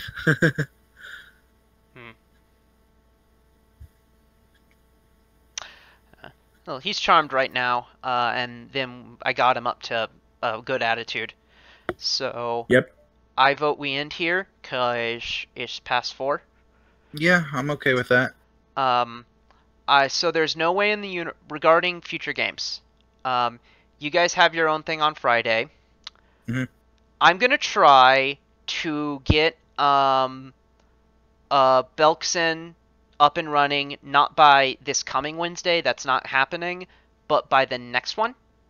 Yeah, that's fine. What about Saturday? It's Saturday right now, so next Saturday is an off Saturday. Yeah. Okay. That's good to me. We've been saying off Saturday and then taking that Saturday quite a few times. Last Saturday was an exception to the rule. Yep. Okay, so right now we have Wednesday is marked as a Belkson. So do you want to change that? Yeah, no way I'm having Belkson ready in time. Okay. Well, that'll be good. What do you want to do? I don't know. A day off wouldn't be too bad. We're having the Wednesday game in 2 weeks. Really? Huh. I posted gear from these two guys. Oh, good. I don't know if it's enough time for you to read everything, Darbo, but do you want to do Wednesday? It's just setting up the map and then placing things. It's a big ass open camp. I don't have to do too much other than just fucking get that. Maybe an encounter or two on the way, and that's it. Yeah, feel free to invent stuff. Actually, there's a bunch of encounters still of fair challenge you have yet to do that could fit depending on the route you take. Cool. So what we're going to do is we're going to have the wolf lead us there, and so if he wants to maybe take a detour by his favorite hot dog stand, these he's leading The us. dogs that are being roasted at the camp is what you're saying? No, I'm saying like if there's any like detour he wants to take us on to make sure we go through some encounters, that's fine. Yeah. Oh no, there's just straight up like at least 2 encounters straight on the way. Cool. It's unfortunately you didn't take the time to check the northeastern section of the forest, so there's no way that you'd be able to find those encounters just on the way to the camp. Okay. Logically, Eventually, we're gonna go through the whole map. Yeah. In theory, anyway. Once we've taken the camp out, we can explore much more freely. Yep. Cool. So Wednesday is a Darbo game. Want I can start reading the other books too, so that way when the camp is finished, I can streamline what is left in the forest. Because after that camp, it's kind of it for the book. Yeah. Well, there wasn't. read as There's much as still you can in there's a general. bunch of stuff that was to the left that we didn't do at all. Right. But depending on things, I'll have to roll to see if some of that's still something like. I mean, we warned them about shit, so we'll see. Yeah. The one town, yeah, there's still that. But remember the talk about the hermit? Yeah. Yeah. That's one of the things I'm gonna have to roll to see Yeah. what happens. Yeah, because we Mhm. warned him. I sent him a thingy. Oh, I gotta get set up here and such, because I'm gonna be moving a washer and dryer here soon. My sleep addled or my sleep deprived brain seems to have finally woken up enough to where I don't feel physically weak anymore. So I'm Yeah. probably gonna try to just trudge through the day the rest of the way. I mean, I've got my delicious ultra strong coffee. So, all right, I will talk to you later. If there's any messages or anything you need to give me, Yep. don't be afraid to shoot me them. I'm going to start reading